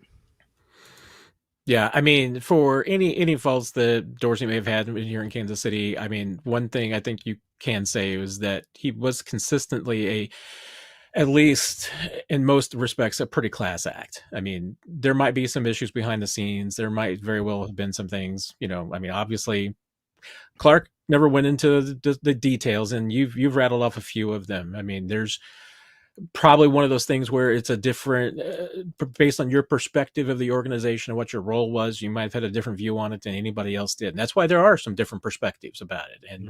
And Clark Hunt, to his credit, to a degree, I mean, he has never just come out and flat out said, this is why I fired John Dorsey. I mean, he's just said that there were issues and it was in the best interest to move forward. I'm sure John has his opinions. I know there's a couple of comments in the threads, here about, why. I mean, I don't necessarily agree with some of those. I mean, the fact that this was just a method to the getting Brett Veach into the GM job, I don't think that was it. I mean, I think there was more to it than that. But you're right. I mean, I respect John a lot for that, and he did a lot of good in Kansas City. I don't think the Chiefs would be here without some of the things that John Dorsey did. Yeah, something that I will say just from my vantage point is when the January when the Chiefs are getting ready to play the Steelers in that field goal game where Eric Fisher and I think Schwartz at the right talk all the time, they got in my opinion, the bogus holding calls against them to where you see both defensive ends and they're turning the corner, drop to a knee, and to get that holding thing, get the holding call called. And to me, it looked like they were coached on it and that they knew the officiating crew would throw that if you just did that gesture to make it look like that. But headed into that week, because there was potentially going to be an ice storm coming to Kansas City. I believe it was Jupiter was what it was called at the time. And a story came out that just the week before that Adam put out there that Andy Reid and the Chiefs were working on a new potential contract. And then another story came out from NFL Network that John Dorsey's contract was going to expire.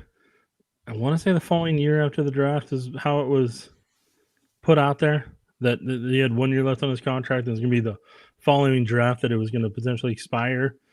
And I remember the organization having to answer that at the press conference at the end of the Chiefs-Steelers playoff game.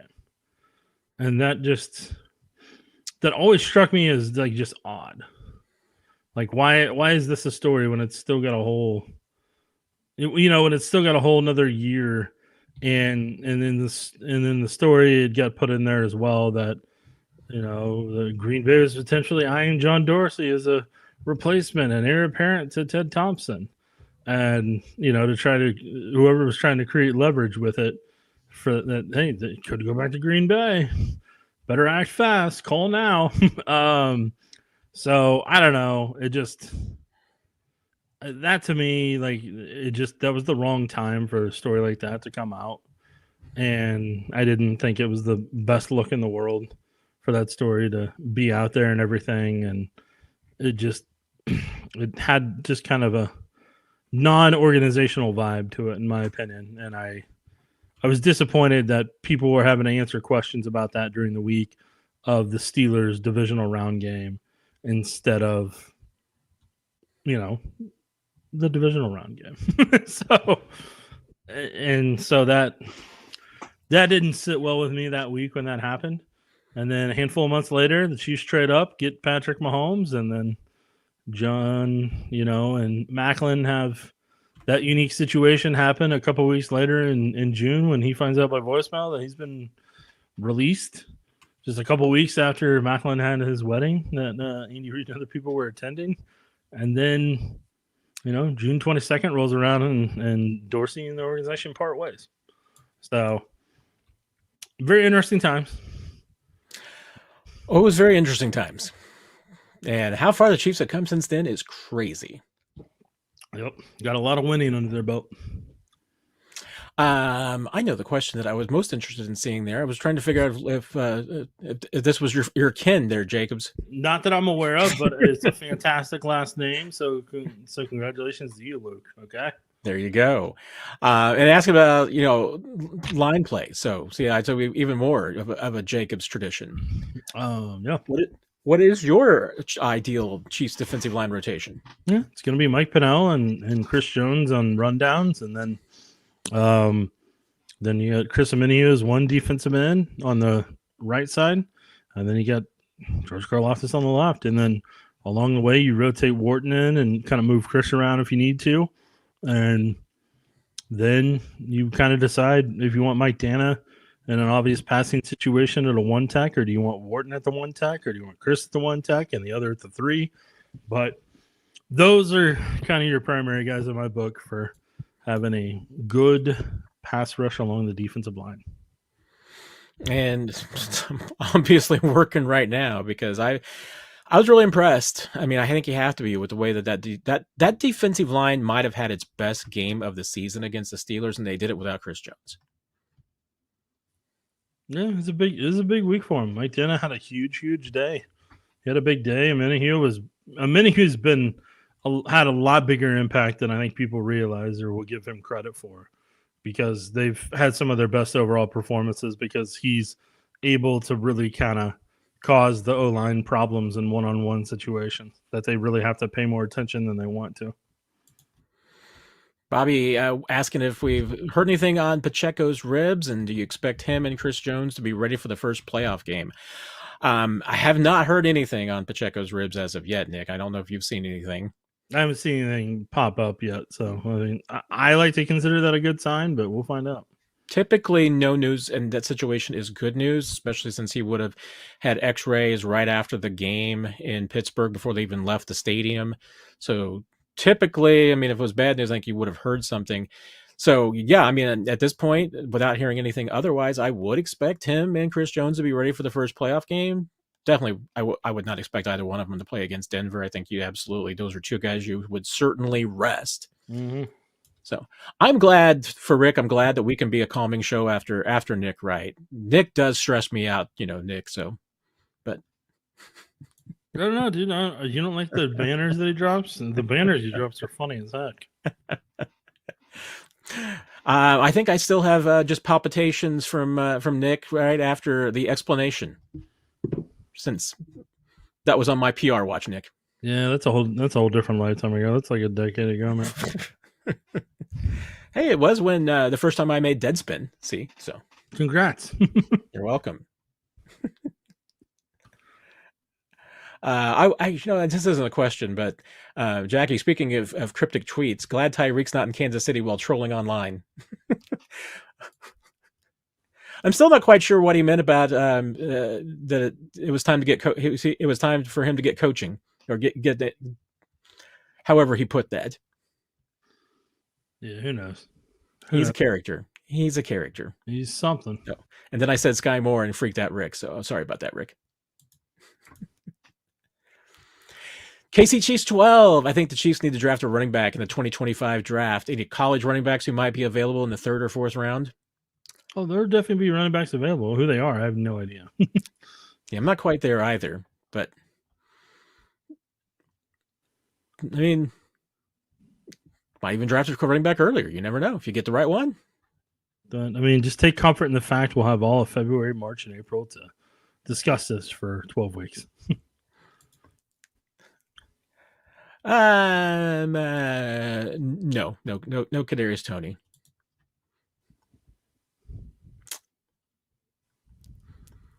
Let's see. Brian, I have not been fiddling with your notifications. I have not been fiddling with your notifications either, I swear.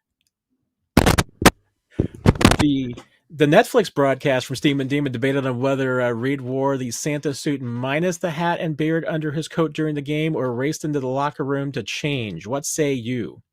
And who was the elf? The elf is Chris Shropshire, who is one of the Chiefs' longtime equipment managers and a very good dude. Mm-hmm. And you could tell. I mean, all the players love him. I mean, that's why they were chanting Shroppy and everything. They love their equipment managers, and Chris is one of the best and one of the more popular guys in that locker room. Yeah, Chris and Alan Wright have been there. Like, for people that don't understand, they've been there since Marty was the head coach.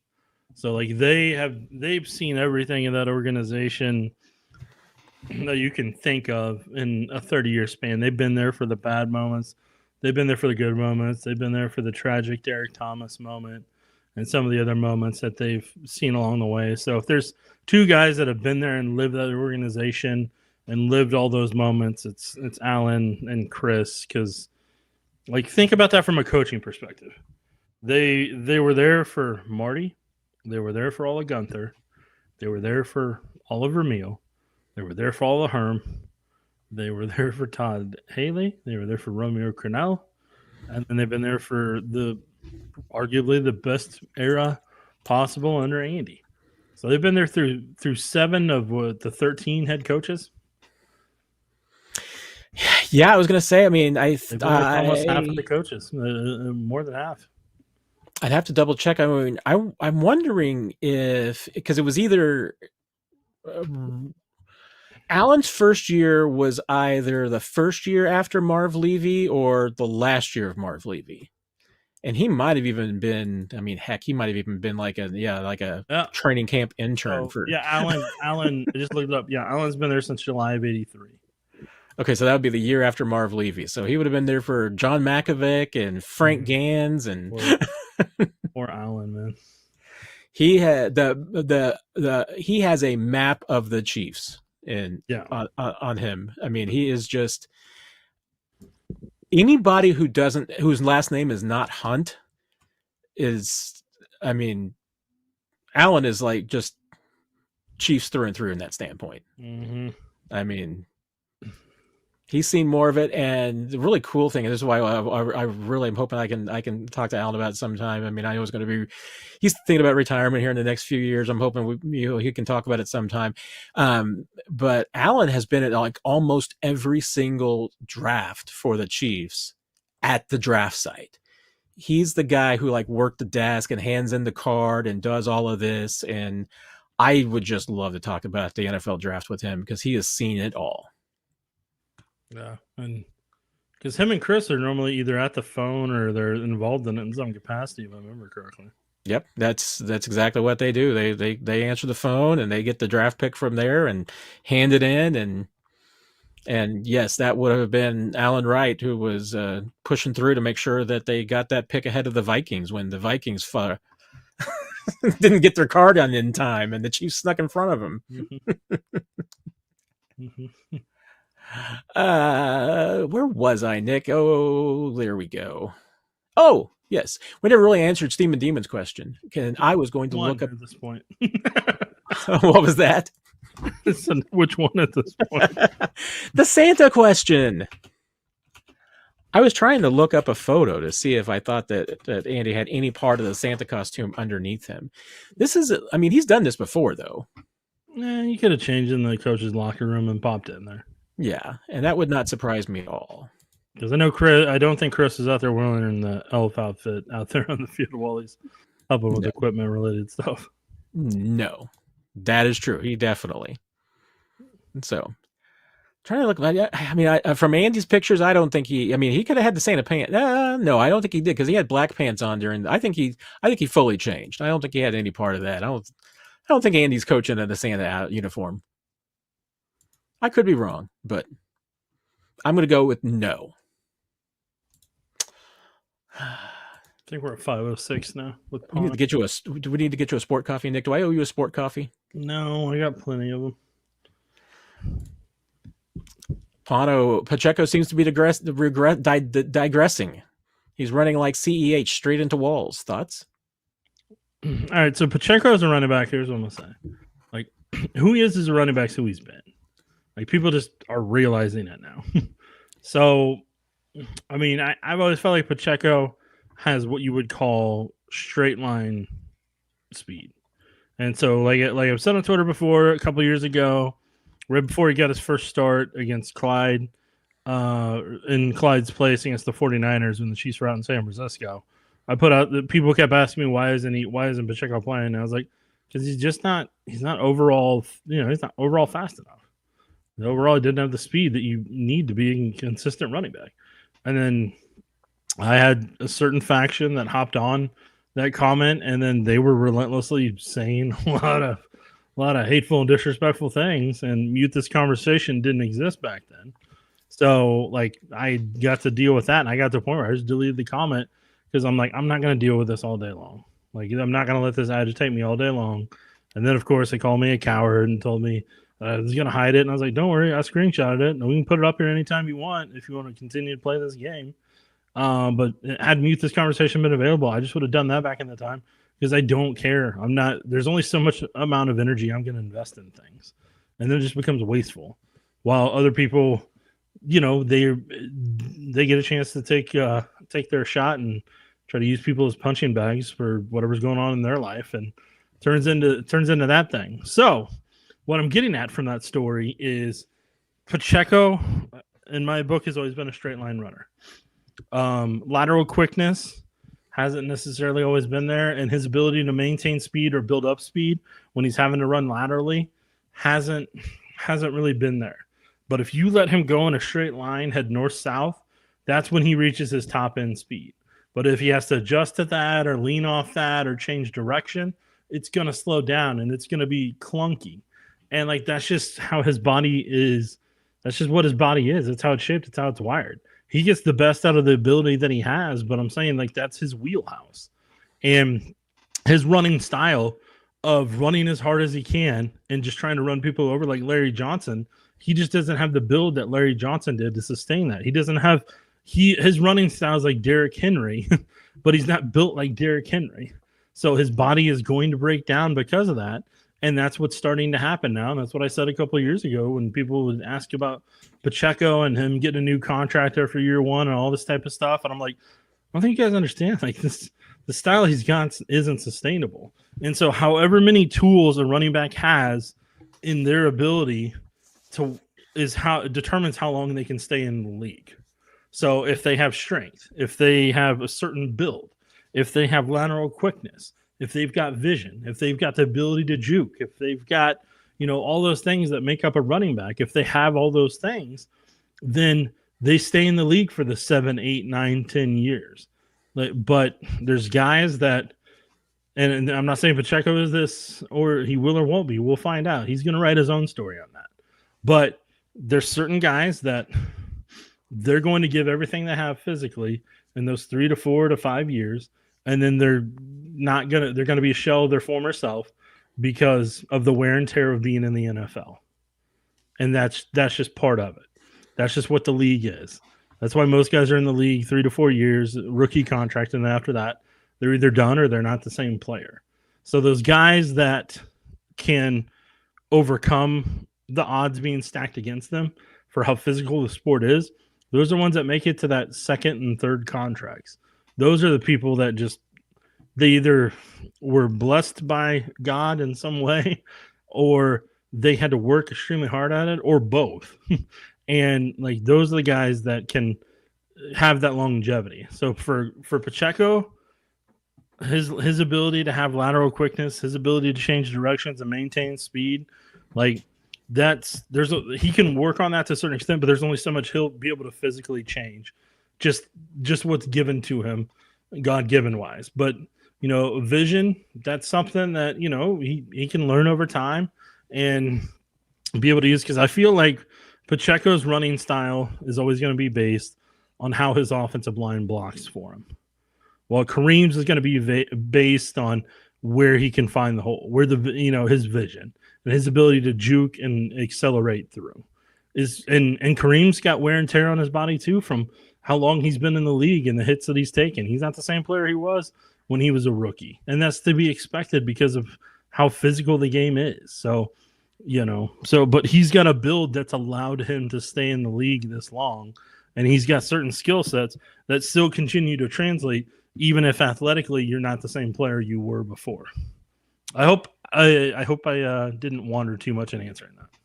Hey, it was a great answer. So I have no notes, Nick. Yay! Chris, I'm probably going to disappoint you, my friend, but for next week Q&A, wanting to discuss draft prospects, which positions have a lot of talent.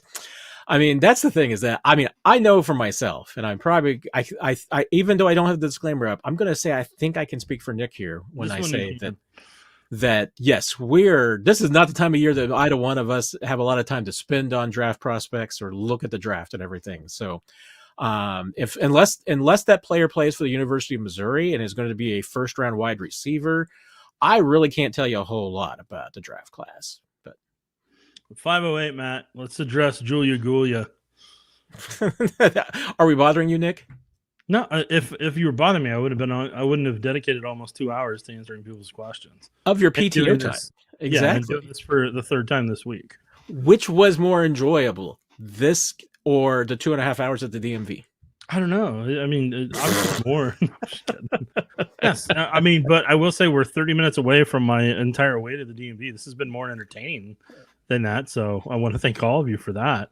Good job, everyone. More organized and structured than that, so we're 2 for 2 on this.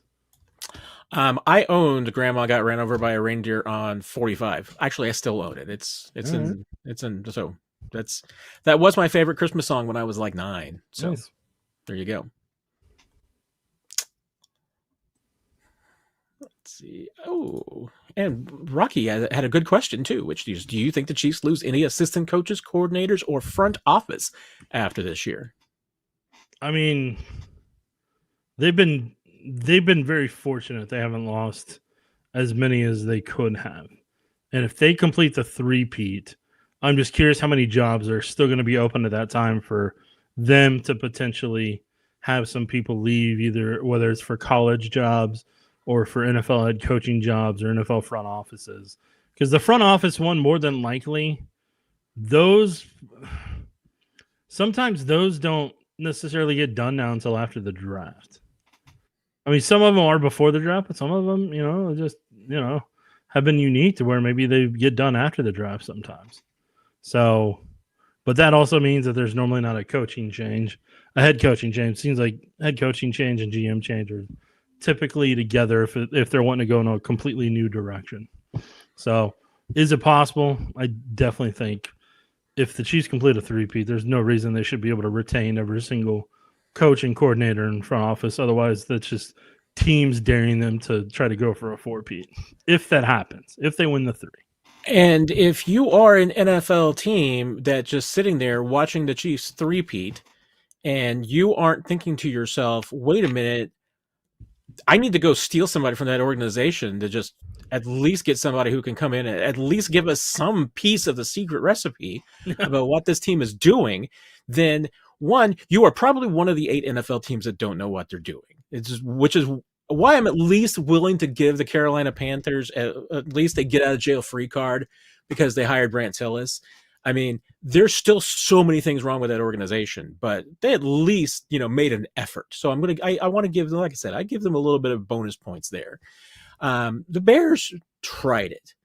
I mean, Ryan Poles still hasn't, but Ryan Poles is fighting against ownership and entrenched bureaucracy in Chicago that some other teams have, like the Giants have. I mean, there's only so much you can do. And obviously the Giants hired Mike Kafka, so they tried it too. Once again, there's just systemic problems in an organization that even an Andy Reid disciple can't overcome. But I mean, because Poles and Tillis have left, I mean, that leaves really Mike Bergonzi's the biggest name in the front office right now that I think is more than ready for a GM job. I mean, but the question is going to be, like, to your point, Nick, I mean, about what will the hiring process be? There were only 5 GM jobs that changed last year? Was it even that many? Maybe. I don't know. Mean, it could have been less than that. I mean, it was not very many jobs that turned over last year. So it'll depend on a little bit of that. It will depend on, once again, I mean, an ownership that is willing to wait. If you're dumb enough that you're going to say to yourself, gee, the fact that I have to wait 2 more weeks for this guy to be available, I'm not going to hire them to be my GM. Well, if that's who you think's the best candidate for the job, you wait 2 weeks for them. Otherwise, you're a moron. But there's also, I mean, the Chiefs have half dozen guys probably on their coaching staff that are ready for coordinator positions. I mean, Dave Merritt is ready. I mean, he was offered obviously an opportunity last year. He could be a coordinator. I think Brendan Daly's ready to be a coordinator. Joe Cullen has been one. I think he could be one again. Is Spags going to get a head coaching opportunity? Is Matt Nagy? I don't know. I mean, I think Matt's probably got a better chance than Spags just because of the age factor, but who knows? I mean, once again, I go back to the fact that if you're an NFL organization and you're looking at this team three-peating and you're not trying to steal people from this organization, I mean, why don't you just sell the team and go do something else? Because clearly you don't know how to run a football organization. So. All right, Matt, I'll give you 3 more and I got to get out of here since it's 6 o'clock. I'm enjoying the final hours of my PTO before I go back to work tomorrow. All right, we got to get our best ones for Nick. So you only got 3 more left, and then I'm out. I'm trying to make them good ones, folks. All right, this was asked earlier, but I'm going to bring you in, Nick, on this one because KL specifically asked for your opinion, and I'm kind of curious what you do think about. Because what KL368 was asking about was just, do you trim down the rotation at defensive back, particularly? I think what KL's talking about, there's cornerback spot going into the playoffs, which obviously the Chiefs have been playing everybody at corner the last few weeks, trying to figure out what they got. I mean, I know when Steve Spagnuolo was asked about it in that one press conference, he didn't sound like he was any closer to having a definitive answer on what they would or wouldn't do. So if he doesn't, and he's the one who's calling the scheme and knows the scheme inside and out, I don't know if they're going to have the rotation pared down to what KL 368 is hoping for. So, like, I mean, I think it's just going to come down to matchups and who they think can help them win the football game. And at the end of the day, I think the real question you need to, or the real answer you need for yourself is if it helps them get that third consecutive Super Bowl, that's all that matters. And if it doesn't, then you got to sign or draft some guys for next year. It's one or the other. There's no in between. 2 left, Matt. 2 left. I'm trying to make sure they're good ones, folks. And once again, if we didn't get to your question, don't get to your question. I'll try to answer them online. You can post them on the YouTube channel there on YouTube, and you can hit us up on social media. I'll try and answer them. Nick, I can't speak for Nick because this is his PTO time, and I'm not going to hold Nick responsible for anything other than the gracious time that he spends with us each week. And this week was a lot of time. So yeah, it was a little over 6 hours. Oh, you know what? I had not seen this yet, and Nick, you are the expert on this, so I will let you, because I'm sure there's probably some others. Kenneth wants to know how he can see all 22 video. NFL Plus by subscription. And you get a lot with NFL Pro and NFL Plus by subscription. Oh, and then I went back in time, so.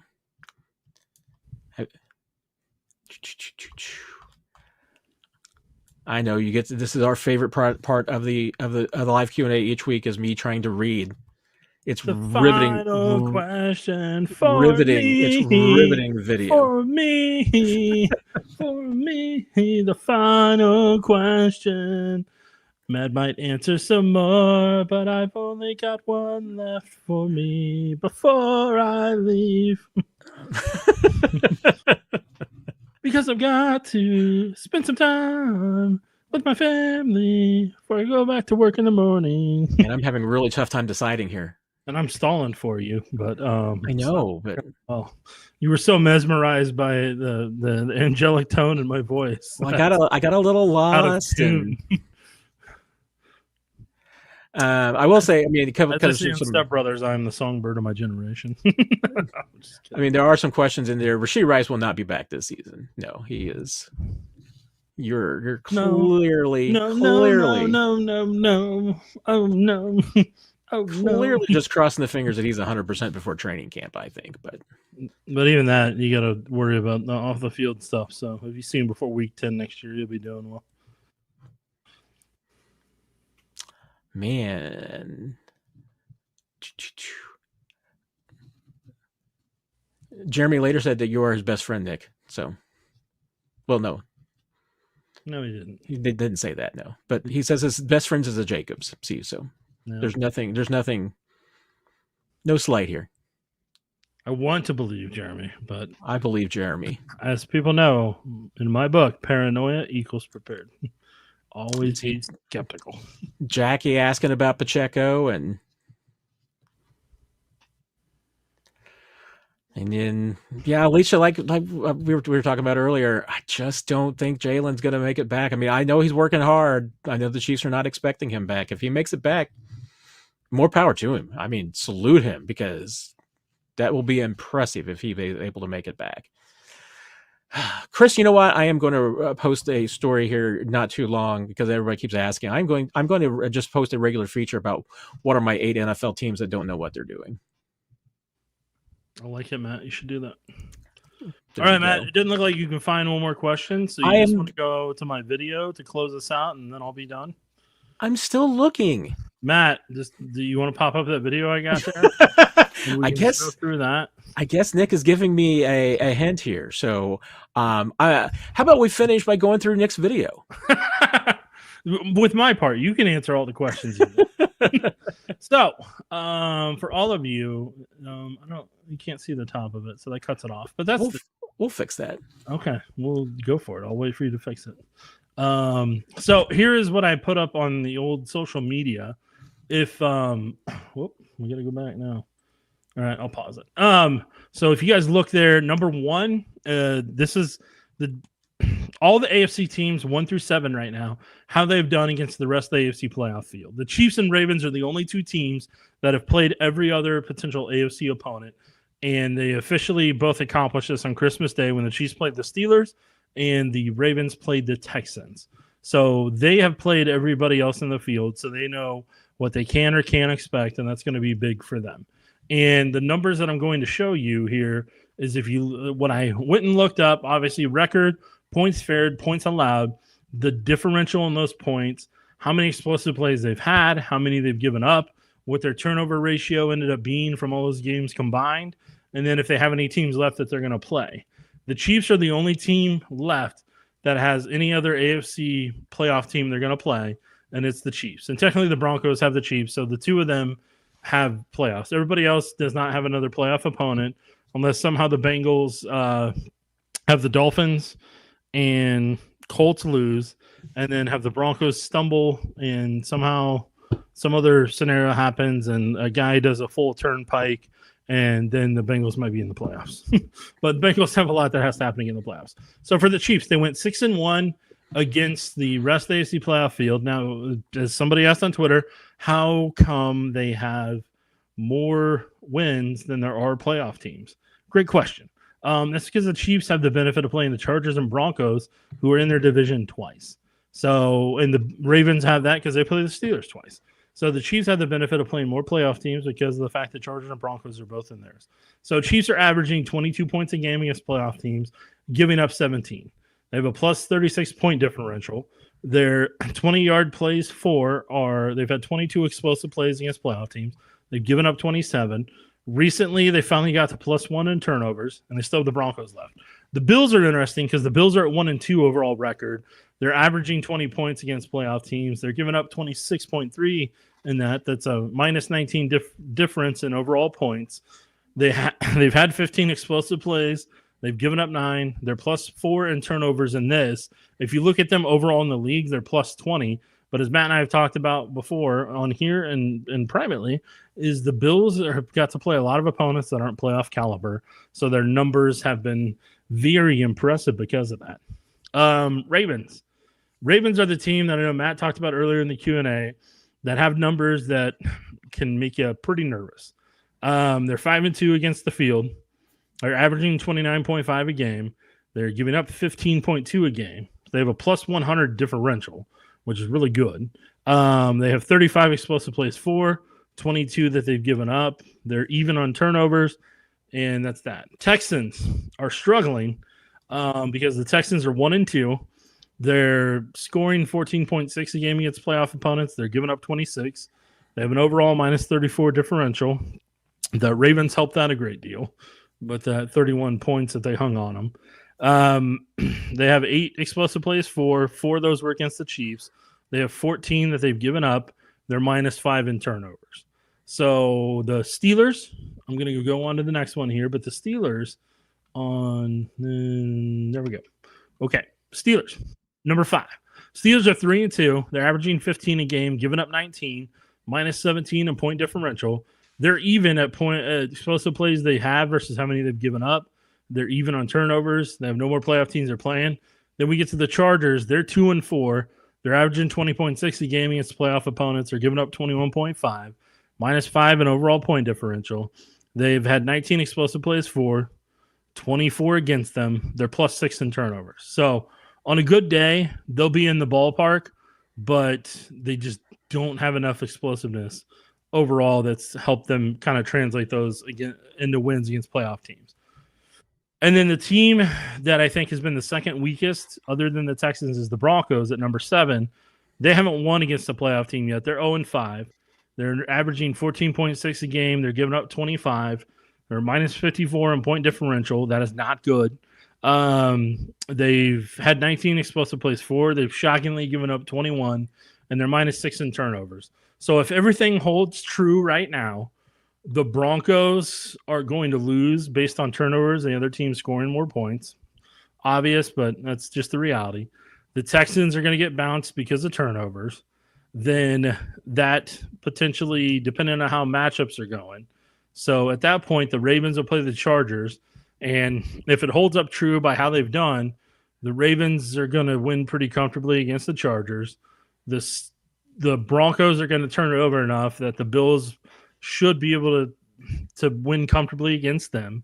Then the Steelers would be even in that game and have a chance to win against the Texans. And so you would likely see either the Steelers or Texans come in to Arrowhead to play the Chiefs, and you likely see the Bills matching up against the Ravens.